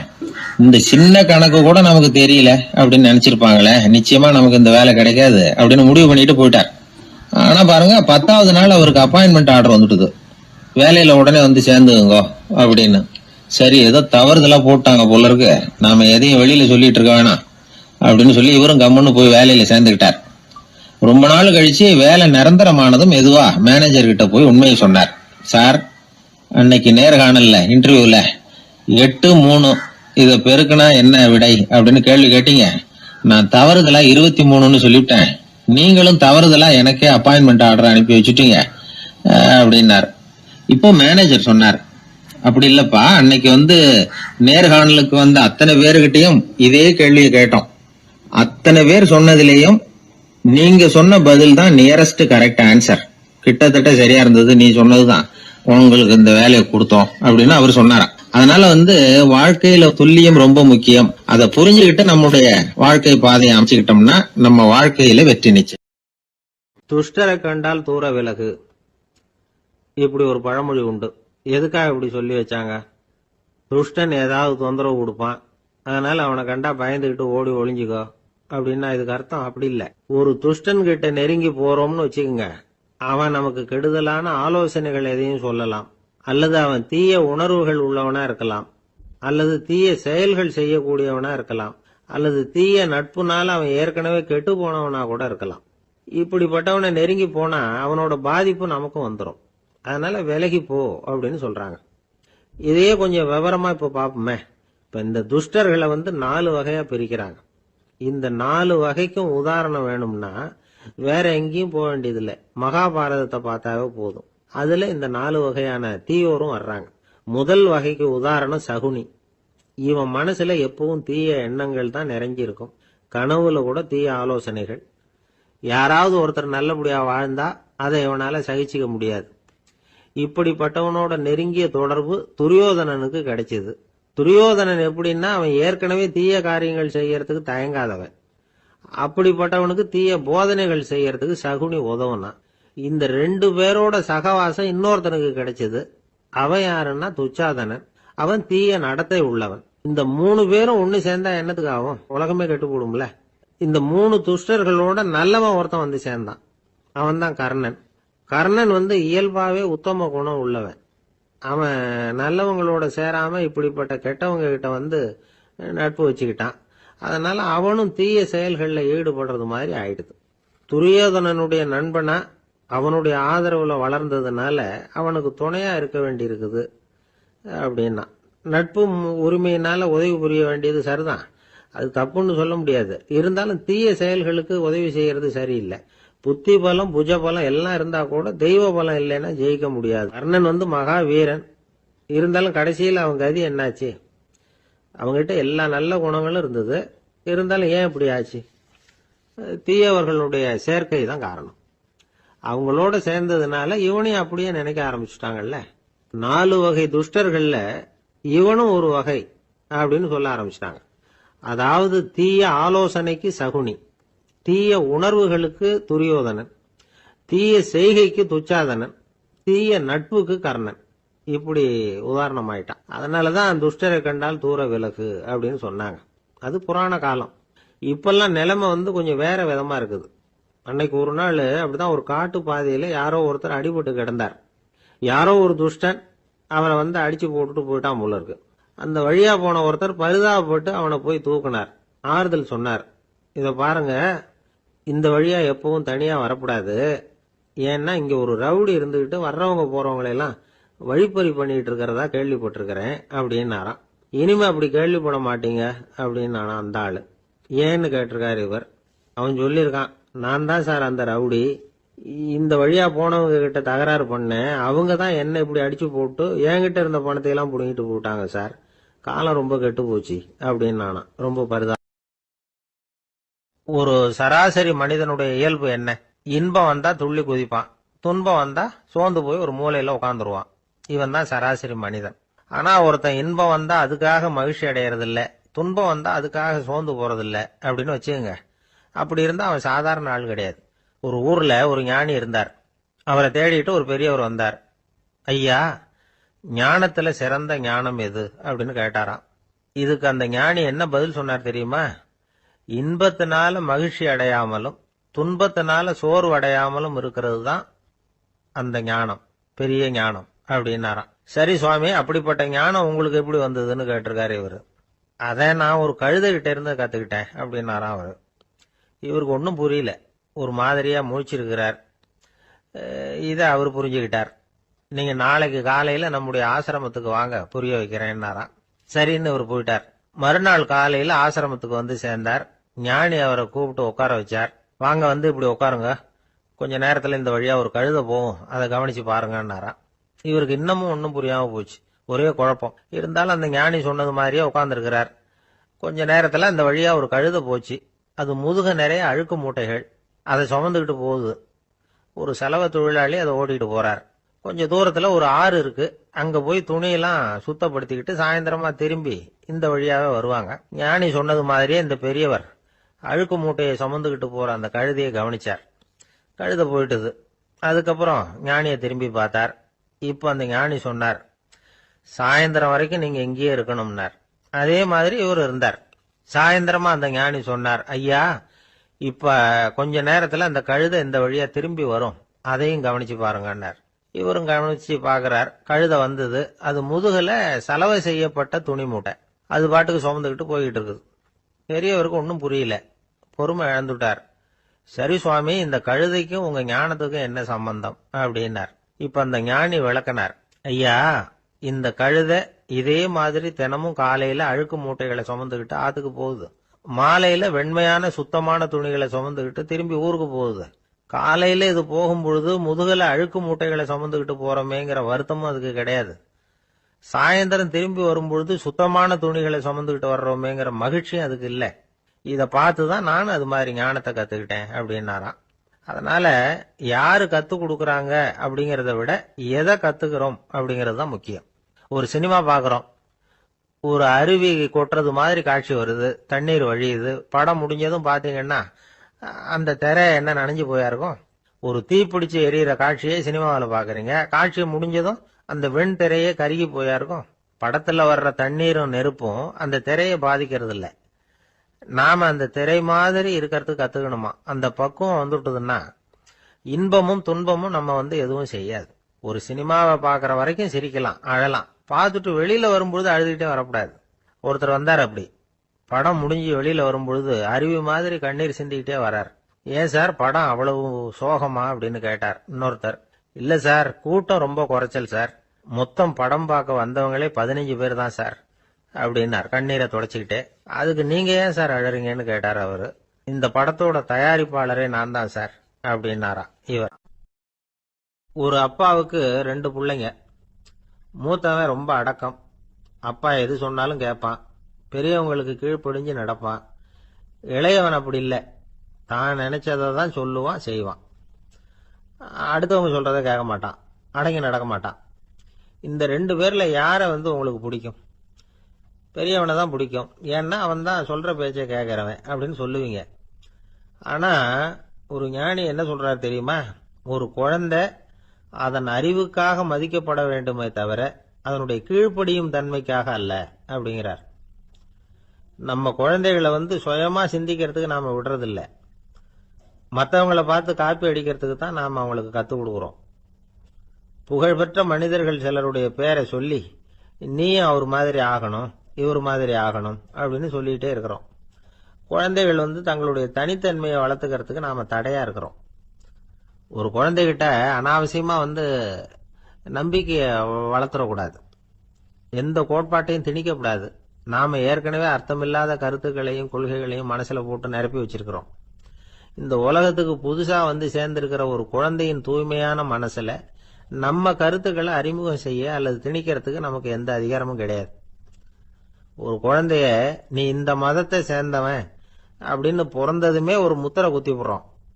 இது அதோட சுதந்திரத்தை ஆரம்பத்திலேயே கிள்ளி எறியறது மாதிரி தான்.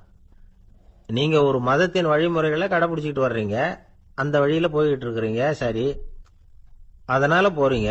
அதுக்காக உங்க குழந்தையையும் அதே வழியில தான் வரணும் அப்படின்னு கட்டாயப்படுத்துறதுக்கு உங்களுக்கு என்ன உரிமை இருக்குது? அந்த குழந்தை சுயமா சிந்திச்சு ஒரு முடிவுக்கு வரட்டுமே, அதுக்கு நீங்க ஏன் தடையா இருக்கிறீங்க? நமக்கு உண்மையிலேயே நம்ம குழந்தை மேல அன்பு இருந்தா இது மாதிரி திணிப்பு வேலைகளை செய்யக்கூடாது. திணிப்பு வேலைகள்ல இருந்து குழந்தைகளை காப்பாத்தினா போதும். அதுதான் ரொம்ப முக்கியம். அடுத்த தலைமுறை அற்புதமான தலைமுறையா உருவாகும். நாம தான் சாதி மத சங்கடங்கள்ல மாட்டிக்கிட்டு தவிக்கிறோம். அவங்களாவது சாதி மத வேறுபாடு இல்லாத சமுதாயத்தை பார்க்கட்டுமே, அந்த சௌகரியங்களை அனுபவிக்கட்டுமே. அதுக்கு நாம என்ன செய்யணும்னா ஒன்னும் செய்யாம இருந்தா போதும். ஒரு குழந்தைகிட்ட நம்ம கருத்தை திணிக்கும் பொழுது என்ன ஆகுது தெரியுமா? அது அவனை அவங்கிட்ட இருந்தே அப்புறப்படுத்தி விடுது. அவனுடைய தனித்தன்மையை அழிச்சுடுது. அவனை ஒரு எல்லைக்குள்ள திணிச்சுடுது. இதெல்லாம் அன்புங்கிற பேரால பெற்றோர்கள் செய்யற தப்பு. இதெல்லாம் கேட்டுக்கிட்டு இந்த காலத்துல அப்பா ஒருத்தர் சொன்னார், நான் கருத்துக்களை எல்லாம் என் பையன்கிட்ட திணிக்கிறது இல்லைங்க, ஆனா அதிகமா சாப்பிட சொல்லி கட்டாயப்படுத்துவேன் அப்படின்னார். உங்க வீட்டு சமையல் அவ்வளவு நல்லா இருக்குமான்னு கேட்டாங்க. நல்லா இருந்தா நான் ஏன் அவனை சாப்பிட சொல்லி கட்டாயப்படுத்த போறேன் அப்படி. ஒரு நீதிமன்றம், அங்க ஒரு கொலை வழக்கு சம்பந்தமா விசாரணை நடந்துகிட்டு இருக்குது. அந்த வழக்கறிஞர் ரொம்ப தீவிரமா வாதாடிக்கிட்டு இருக்கிறார். தன்னுடைய கட்சிக்காரர் நிரபராதிங்கிறது அவருக்கு நல்லா தெரியும். அதனாலதான் அவர் சார்பா வாதாடுறதுக்கே ஒத்துக்கிட்டார். அப்படி அவர் மும்முரமா வாதாடிக்கிட்டு இருக்கிற சமயத்துல அவசரமா தந்தி ஒண்ணு வந்து சேர்ந்தது. அதை வாங்கி படிச்சு பார்த்தார். அதுக்கப்புறம் அதை மடிச்சு தன்னுடைய கோட்டு பையில வச்சுக்கிட்டு தொடர்ந்து வாதாட ஆரம்பிச்சிட்டார். பேசி முடிச்சாரு. அதுக்கப்புறம் அங்க கோர்ட்ல இருந்த சக வக்கீல்கள் அவர்கிட்ட வந்தாங்க. தந்தி ஒண்ணு வந்ததே, என்ன விஷயம் அப்படின்னு விசாரிச்சாங்களாம். அப்போ அவர் சொல்லியிருக்கிறார், ஊர்ல சிகிச்சைக்காக போயிருந்த என்னுடைய மனைவி இறந்து போனதா தந்தி வந்திருக்குது அப்படின்னாராம். மற்ற வக்கீல்களுக்கு அதிர்ச்சி. என்னங்க இது, மனைவி இறந்ததை விட கேஸ் முக்கியமா உங்களுக்கு அப்படின்னு கேட்டிருக்கிறாங்க. இறந்து போன என் மனைவி மறுபடியும் திரும்பி வர போறதில்ல. ஆனா என்னுடைய கட்சிக்காரர் ஒரு கொலை வழக்குல மாட்டிக்கிட்டார். அவரோ நிரபராதி. அவர் உசுரை நான் காப்பாற்ற வேணாமா? இதுதான் என்னுடைய கடமை அப்படின்னாராம். இப்படி இவர் சொன்னதும் எல்லாரும் அப்படியே திகைச்சு போய் நின்னுட்டாங்களாம். சரி, கடமைக்கு முக்கியத்துவம் கொடுத்த அந்த வழக்கறிஞர் யார் தெரியுமா? அவர் தான் இரும்பு மனிதர் சர்தார் வல்லபாய் பட்டேல். குஜராத் மாநிலத்தில் 1875 அக்டோபர் 31 அன்றைக்கு ஜாவேரி பாய் அப்படிங்கிறவருக்கு 4வது பிள்ளையா அவர் பிறந்தாராம். இந்த ஜாவேரி பாய் யார் தெரியுமா? ஜான்சி ராணி லட்சுமி பாய் போர் படையில ஒரு வீரரா பணிபுரிஞ்சவர். இளம் வயசுல வல்லபாய் படேல் ரொம்ப சிரமப்பட்டு படிச்சிருக்கார். விடாமுயற்சி வெற்றியை கொடுத்தது. கல்லூரியிலையும் காலடி வச்சார். அதுக்கப்புறம் வக்கீல் பட்டத்தையும் வாங்கினார். பிரிட்டிஷ் ஆட்சி நடந்துகிட்டு இருந்த சமயம் குஜராத்தை சேர்ந்த பர்டோலி தாலுகாவில் விவசாயிகள் மேல அரசாங்கம் திடீர்னு நில வரிய வசதி விட்டுதான். ஏழை விவசாயிகள் ரொம்ப கஷ்டப்பட்டிருக்காங்க. அரசாங்கம் வரி செலுத்தாத விவசாயிகளின் நிலங்களை எல்லாம் ஜப்தி செஞ்சுதான். அரசாங்கத்தை எதிர்க்கிறவங்களை எல்லாம் கைது பண்ணி சிறையில அடைச்சுட்டாங்களாம். சில பேர் வீடு வாசல் ஆடு மாட்டையெல்லாம் வித்து கூட வரி கட்ட வேண்டிய நிலைமைக்கு ஆளாயிட்டாங்க. வழக்கறிஞர் வல்லபாய் படேல் நில வரியை உடனே ரத்து பண்ணணும் அப்படின்னு பம்பாய் கவர்னருக்கு ஒரு கடிதம் எழுதினார். எந்த பலனும் இல்லை. உடனே எல்லா விவசாயிகளையும் அணி திரட்டினார். அதுக்கு தானே தலைமை தாங்கினார். சத்தியாகிரகம் நடத்தினார். அந்த பகுதியில் எந்த வேலையும் நடக்கல. வேற வழி இல்லை. ஆட்சியாளர்கள் உடனே வரியை ரத்து பண்ணாங்க. சிறையில் இருந்தவங்களெல்லாம் வெளில விட்டாங்க. 1928 ஆகஸ்ட் 6 சர்க்காருக்கும் விவசாயிகளுக்கும் இடையில ஒரு உடன்பாடு ஏற்பட்டது. அதுக்கப்புறம் தான் நிலைமை சரியா போச்சான். வல்லபாய் பட்டேலின் பொது சேவையை பாராட்டின பொதுமக்கள் அவருக்கு சர்தார் அப்படிங்கிற பட்டத்தை கொடுத்தாங்களாம். சர்தார்னா தலைவர் அல்லது தளபதினு அர்த்தம். இரும்பு மனிதர்னு இவருக்கு பேரு. இருந்தாலும் நகைச்சுவை உணர்வும் இவருக்கு நிறைய உண்டு. ஒரு தடவை ஒரு பத்திரிகை நிருபர் வந்திருக்கார். சர்தார் பட்டேல் கிட்ட அவருக்கு பிடிச்ச பண்பாடு கலாச்சாரம் எது அப்படின்னு கேட்கணும்னு ஆசை. அதனால அவரை பார்த்து கேட்டாராம், ஏங்க உங்களுக்கு பிடிச்ச கல்ச்சர் எது அப்படின்னு கேட்டிருக்கார். இதுக்கு சர்தார் பட்டேல் சொன்ன பதில் என்ன தெரியுமா? எனக்கு பிடிச்ச கல்ச்சர் அக்ரிகல்ச்சர் அப்படின்னு. ஒருத்தர் குதிரை ரேஸுக்கு போனார். பணம் கட்டினார், தோத்து போயிட்டார். மறுபடியும் போனார், பணம் கட்டினார், தோத்து போனார். அடுத்த தடவையும் பணம் கட்ட போனப்போ அவரை தடுத்து கேட்டோம், ஏன் சார் ஏற்கனவே விட்டது போதாதா, இன்னமும் இருக்கிறத விடணுமா அப்படின்னு கேட்டோம். விட்டதையெல்லாம் மொத்தமா எடுக்க வேணாமா சார், அதுக்காக தான் தொடர்ந்து பணம் கட்டுறேன்னாரு அவரு. இவரை திருத்துறது ரொம்ப கஷ்டம். இது ஒரு மனநோய். மனநோய்கள்ல பல வகை உண்டு. மனநோய்கள் பிரிவு அட்டவணையில சூதாட்டம்ங்கிறது அவதி வரும் நோய் அப்படிங்கிற தலைப்புல வருது. சூதாட்டம் 2 வகைப்படும்னு சொல்றாங்க உளவியல் நிபுணர்கள். ஒரு வகை எப்படின்னா, நண்பர்களோட சேர்ந்துகிட்டு மகிழ்ச்சியும் கிளர்ச்சியும் அடையறதுக்காக ஈடுபடுறது. பிரச்சனைகளை தீர்க்கறதுல ஒரு ஆர்வம். கேளிக்கைக்காக கொஞ்சம் விட்டு பிடிக்கிறது அப்படிங்கிற மனுஷனுடைய அடி மனசுல உள்ள விபரீத பிணைய சுபாவம், இதெல்லாம் அதுக்கு காரணம். இன்னொரு வகை எப்படின்னா, சூதாட்டத்துல ஈடுபட்டு ஒரு கட்டாய நிலைமைக்கு ஆளாயிடுறது. ஈடுபடு அப்படின்னு மனசு ஒரு வெறித்தன்மையை தூண்டிக்கிட்டே இருக்கும். இப்படிப்பட்டவங்களுக்கு நாம தோத்துக்கிட்டு இருக்கோம்ங்கிறது தெரியும். நாம ஜெயிக்கிறதுக்கான சந்தர்ப்பம் இல்லைங்கிறதும் தெரியும். இதனால நமக்கும் கஷ்டம், நம்ம சுத்தி இருக்கிறவங்களுக்கும் கஷ்டங்கிறதும் புரியும். அப்படி இருந்தும் சூதாடுவாங்க. இதுக்கு காரணம் சூதாடியின் பகற்கனவு அப்படிங்கிறாங்க நிபுணர்கள். இந்த நிலைமைக்கு கட்டாய சூதாட்டம் அல்லது நிர்பந்த சூதாட்டம் அப்படின்னு பேர் வச்சிருக்கிறாங்க. இப்படிப்பட்ட ஆசாமி இருக்கிறது பூரா விட்டுருவான், கடன் வாங்குவான், திருடுவான். இருந்தாலும் என்னைக்காவது ஒரு நாள் ஜெயிச்சிருவேன் அப்படின்னு சொல்லிக்கிட்டே இருப்பான். விட்டதை எடுத்துருவேங்கிற ஒரு நம்பிக்கை சுடர் அவனுக்குள்ள எரிஞ்சுக்கிட்டே இருக்கும். இவனை மனநோயாளி அப்படின்னு சொல்லிட முடியாதான். என்ன காரணம்னா, இது மாதிரி ஆளுங்க கிட்ட மன போராட்டமோ கவலையோ பதட்டமோ இருக்கிறது இல்ல. சில விசேஷமான குணங்கள் இவங்க கிட்ட உண்டு. எதிர்ப்பு உணர்ச்சி, சிறுபிள்ளைத்தனம், சட்ட திட்டங்களையும் சம்பிரதாயங்களையும் உட தெரியாத மனப்போக்கு, பொறுப்பில்லாத தன்மை, நெறி தவறி நடக்கிறது எல்லாம் இவங்க கிட்ட உண்டு. ஆனா வெளிப்பார்வைக்கு ரொம்ப சிநேகமா இருப்பாங்க, அன்பா இருப்பாங்க. அப்படி இருக்கிறதாக காட்டிக்குவாங்க. ஆதாயம், சுயலாபம் இதெல்லாம் கருதி தான் பழகுவாங்க. இவங்க கேட்கறப்ப நாம பணம் கொடுக்கலன்னு வச்சுக்கோங்க, நம்மளை கை விட்டுருவாங்க. நம்ம மேல அபாண்டமா பழி சுமத்துறது கூட தயங்க மாட்டாங்க. தங்களுடைய சூதாட்ட நடவடிக்கைகளுக்கு சாதகமான காரணங்களை சொல்லிட்டு இருப்பாங்க. நீ வேணும்னா பாரு, ஒரே நாள்ல நான் இழந்ததையெல்லாம் மீட்டு லட்சாதிபதி ஆறனா இல்லையா பாரு அப்படிம்பாங்க. தோத்து போறத ஒரு படிப்பினையா இவங்க எடுத்துக்கிறதே இல்லை. தோத்து போறதுலேயே இவங்களுக்கு ஒரு அலாதியான சுகம்.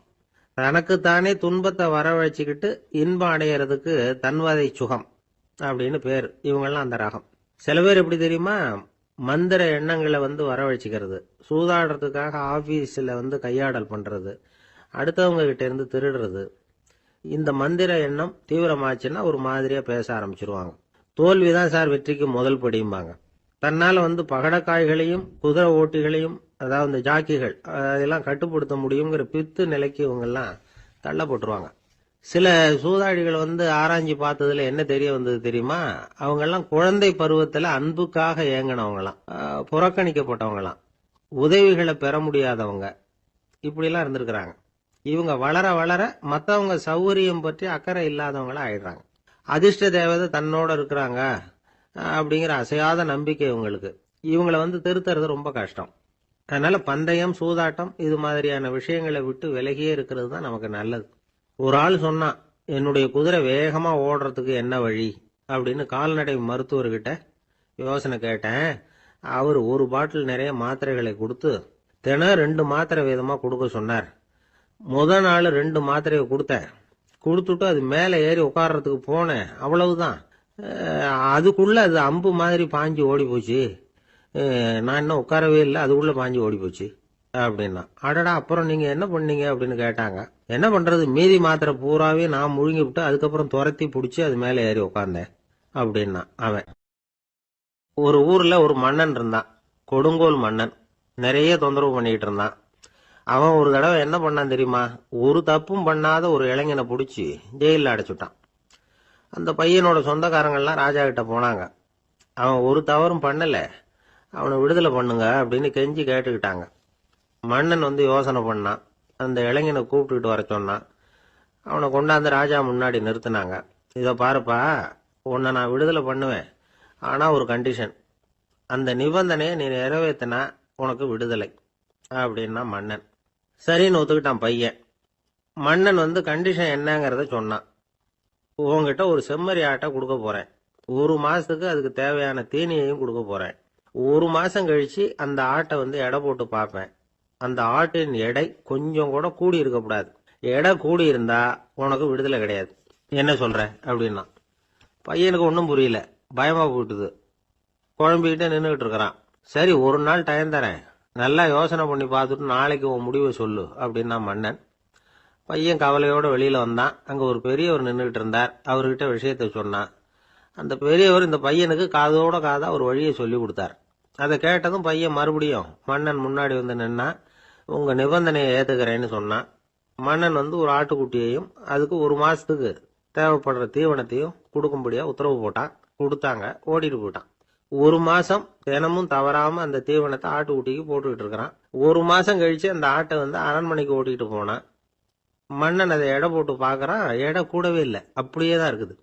உடனே போட்ட நிபந்தனைப்படி அந்த இளைஞனை விடுதலை பண்ணிவிட்டான். சரி, ஆட்டுக்கு எடை கூடாம இருக்கிறதுக்கு அந்த பெரியவர் சொல்லி கொடுத்த யோசனை என்ன அப்படின்னா, அது வேற ஒண்ணும் இல்ல. அந்த ஆட்டுக்கு எதிரில் அது கண்ணுல படுற மாதிரி ஒரு ஓநாயை கட்டி போட சொன்னார். அவ்வளவுதான். ஆட்டுக்கு ஓநாய்ங்கிறது பிறவி பகை. ஓநாயை பார்த்தா ஆடு நடுங்க ஆரம்பிச்சிரும், அவ்வளவு பயம். தினமும் அந்த ஆடு பயந்துகிட்டே தீனி சாப்பிடுது, எடை கூடல. அதுதான் ரகசியம். இது சின்ன பிள்ளைங்களுக்கான ஒரு கதை. இதுல இருந்து தெரிஞ்சுக்க வேண்டிய உண்மை என்னன்னா, நாமெல்லாம் சாப்பிடுறப்ப மனசும் உடம்பும் அமைதியா இருக்கணும். அப்பதான் அது உடம்புல ஒட்டும். அவசரத்திலையும் பயத்திலையும் சாப்பிட்டா அது சரியா ஜீரணம் ஆகாது. இன்னொரு ராஜா இருந்தார். அவரும் ஒரு இளைஞனை ஜெயிலில் அடைச்சு விட்டார். விடுதலை பண்ணணும்னா ஒரு கண்டிஷன்னாரு. என்னன்னு கேட்டான். ஒரு ஆட்டுக்குட்டியை அவன் முன்னாடி கொண்டாந்து நிறுத்துவேன், நீ அதுகிட்ட ஒரு கேள்வி கேட்கணும், அதுக்கு சரியான பதிலை சொல்லணும், அப்படி செஞ்சுட்டா உனக்கு விடுதலைன்னார். இளைஞன் யோசனை பண்ணி பார்த்தான், சரின்னு ஒத்துக்கிட்டான். அது பிரகாரமே ஆட்டுக்குட்டிய பதில் சொல்ல வச்சுட்டான். என்ன நடந்தது தெரியுமா? ஆட்டுக்குட்டியை கொண்டாந்து நிறுத்தினாங்க. இவன் மெதுவா அதுகிட்ட போனான். அது காதுகிட்ட போய் ஏப்ரலுக்கு அடுத்த மாசம் என்ன மாசம்னு கேட்டான். அது உடனே மேன்னு கத்திச்சு. இவன் விடுதலை ஆயிட்டான். ஒரு நண்பர் வந்தார். ரொம்பவும் இறுக்கமா உடை அணிஞ்சிருந்தார். அதாவது ஆடைக்குள்ள அவர் மாட்டிக்கிட்டு இருந்தது மாதிரி தெரிஞ்சது. ஏன் துணி குறைச்சலா எடுத்துட்டீங்களா அப்படின்னு கேட்டோம். இல்லைங்க, எனக்கு எப்பவுமே இறுக்கமா உடை அணியறது தான் பிடிக்கும் அப்படின்னார். ஒருத்தர் எப்படி உடை அணிகிறார் அப்படிங்கிறத வச்சே அந்த ஆள் எப்படிப்பட்டவர் அப்படிங்கிறத கண்டுபிடிச்சிடலாம். உடை அணிகிற விதம் ஒருத்தருடைய மனநிலையை வெளிப்படுத்துதான். இப்ப இறுக்கமான உடை அணிகிறவங்க பொதுவா மன நிம்மதி இல்லாதவங்களா இருப்பாங்களாம், கோபக்காரங்களா இருப்பாங்களாம். ரொம்ப தொலைதொழப்பா ஆடை அணிகிறவங்க இருக்கிறாங்கல்ல, அவங்கெல்லாம் அமைதியான ஆளா இருப்பாங்களாம், சாந்தமா இருப்பாங்களாம். இவங்கெல்லாம் போராடுறதுக்கு சரியா வரமாட்டாங்களாம். இப்படி ஒரு கணிப்பு இருக்குது. அதனாலதான் போர் வீரர்களுக்கெல்லாம் இறுக்கமான உடையை தான் கொடுக்கறது வழக்கம். ஆனா சன்னியாசிகளை பாருங்க, அவங்களுக்கெல்லாம் ரொம்ப தொலை உடைகள் தான். அவங்கெல்லாம் டைட் பேண்ட் போட்டுக்கிட்டு நிக்க மாட்டாங்க சன்னியாசிகள்லாம். அதே மாதிரி சன்னியாசிகள்லாம் காவி உடைய தேர்ந்தெடுக்கிறதுக்கும் காரணம் உண்டு. பல ஆண்டுகள் சோதனை செஞ்சு பார்த்துட்டு தான் சன்னியாசத்துக்கு காவி தான் சரி அப்படின்னு முடிவு பண்ணியிருக்கிறாங்க. இப்ப பௌதீக விஞ்ஞானப்படியும் அதுதான் சரி. அதாவது சூரிய ஒளியில 7 வண்ணங்கள் உண்டு. ஒரு பொருள் மேல அது விழும் பொழுது அந்த பொருள் நமக்கு சிவப்பா தெரிஞ்சதுன்னா அந்த பொருள் சிவப்பை தவிர மற்ற எல்லா நிற கதிர்களையும் உள்வாங்கிக்கிட்டு சிவப்பு நிறத்தை மட்டும் வெளியில விடுது. அதாவது விலக்கி விடுது. அதனாலதான் அந்த பொருள் சிவப்பா தெரியுது. உடல் ஆரோக்கியத்துக்கு ஓரளவு சிவப்பு தேவைப்படுது. அதனாலதான் காவி உடை அணிஞ்சா சூரிய ஒளி ஓரளவு சிவப்பை விலக்கிவிடும். அதாவது சிவப்பின் பலனும் கிடைக்கும், இந்த சிவப்பின் கெடுதலும் இல்லை அப்படின்னு யோசனை பண்ணாங்க. காவி உதய வேளையின் நிறம். கீழ் வானத்துல கதிர் உதிக்கிற வேளையில முதல் ஒளி தோன்றுகிற நேரத்துல காவி நிறம் தான் கசியும். தியானம் செய்யறப்போ முதல்ல காணக்கூடிய ஒளி காவி நிறம் தான். தியானத்தின் உச்ச நிலையின் நிறம் நீலம். தியானம் காவி நிறத்துல ஆரம்பமாகி நீல நிறத்துல நிறைவடைகிறது அப்படிங்கிறார் ஓஷோ.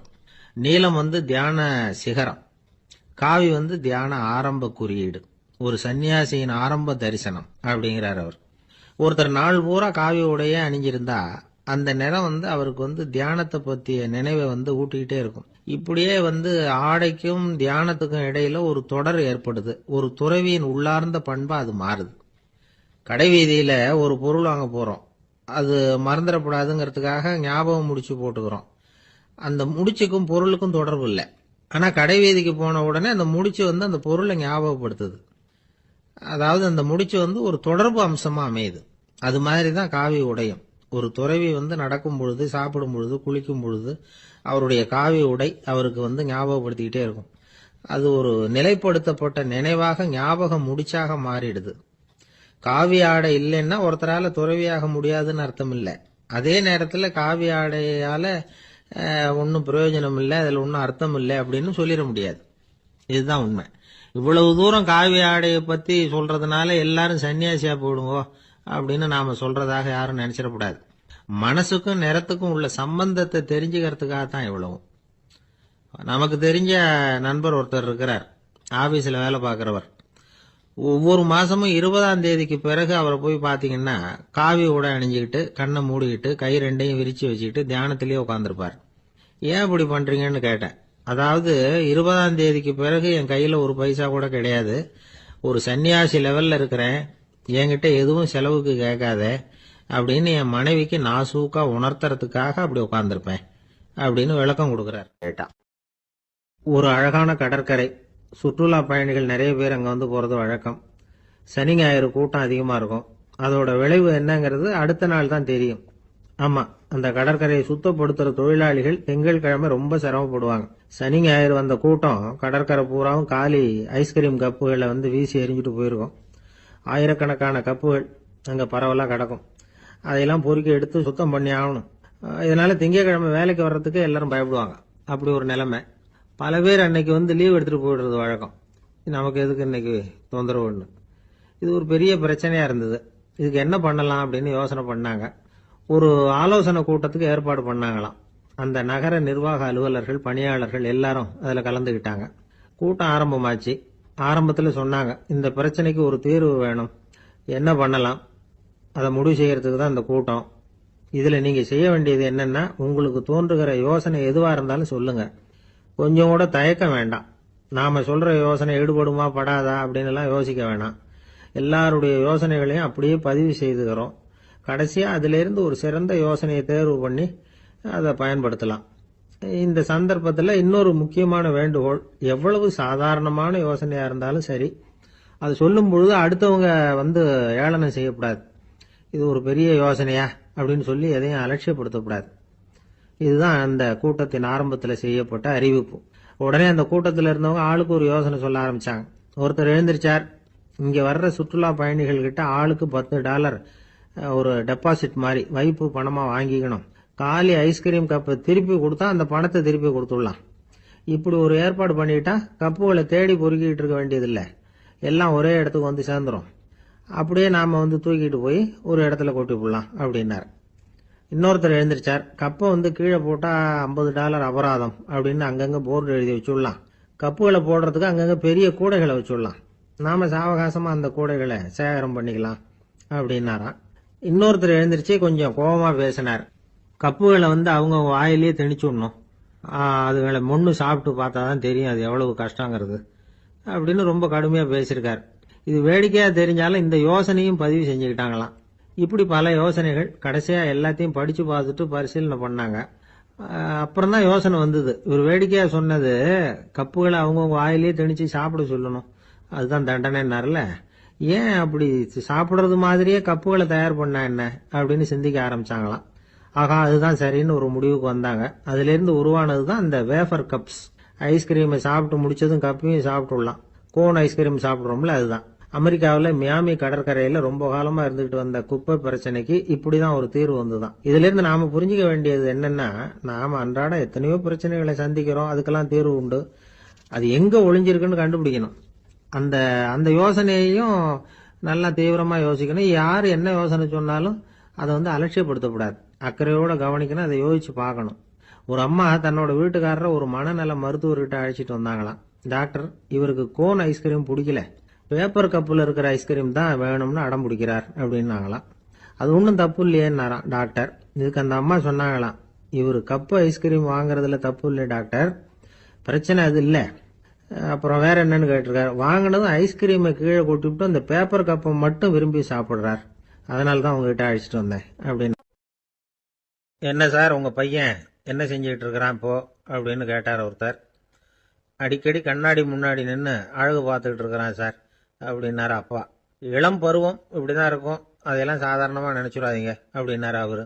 என்ன சார் சொல்றீங்க, கண்ணாடி முன்னாடி நின்றுக்கிட்டு நேரத்தை வீணாக்கிக்கிட்டு இருக்கான், அதை ஒரு பெரிய விஷயமா நான் நினைக்கணுமா அப்படின்னாரு இவர். இளம் பருவத்தில் இளைஞர்களுக்கும் சின்ன பொண்ணுங்களுக்கும் அடிக்கடி கண்ணாடியில் பார்க்கணும்னு தோணும். அது வெறுமனே அழகு பார்க்கறது மட்டும் இல்லை, அவங்க தங்களையே தேடி கண்டுபிடிக்கிற ஒரு முயற்சி அது. இது ஒரு மனோதத்துவ விளைவு. இது வரைக்கும் சின்ன பிள்ளையா இருந்துட்டோம், இனிமேல் நாமளும் மற்றவங்க மாதிரி மனிதர்கள் தான் அப்படிங்கிற உணர்வு அவங்களுக்கு வருது. தங்களோட முகம் எப்படி இருக்குது, அழகு எப்படி இருக்கு, உடம்பு நேரம் எப்படி இருக்கு, முடி எப்படி இருக்கு அப்படிங்கறதையெல்லாம் கண்டுபிடிக்கிறாங்க. அதுக்கப்புறம் இன்னொரு ஆணோ பொண்ணோ தன்னை கவனிக்கணும் அப்படின்னு நினைக்கிறாங்க. இதெல்லாம் மனோதத்துவ உண்மைகள், இதெல்லாம் இயற்கை. இதை பார்த்துட்டு பெற்றவங்க பிள்ளைங்க கெட்டு போட்டாங்க அப்படின்னு நினைக்கக்கூடாது, அவங்கள திட்டிக்கிட்டே இருக்கக்கூடாது. இன்னைக்கு பல குடும்பங்கள்ல இதுதான் நடந்துகிட்டு இருக்குது. மனுஷ வாழ்க்கையிலேயே இப்படியும் இல்லாத அப்படியும் இல்லாத ஒரு பருவம் இளம் பருவம். 13 to 19 வயசுக்கு உட்பட்ட ஆண்கள் பெண்கள் இந்த வகையை சேர்ந்தவங்க, டீனேஜ் குரூப். இவங்கள சின்னவங்கன்னு நினைச்சிட முடியாது, பெரியவங்கன்னு நினைச்சிட முடியாது. இவங்க ரொம்ப சென்சிட்டிவ். சமூகம் நினைச்சா இவங்களை நல்லவங்களாவும் ஆக்கலாம், கெட்டவங்களாவும் ஆக்கலாம்.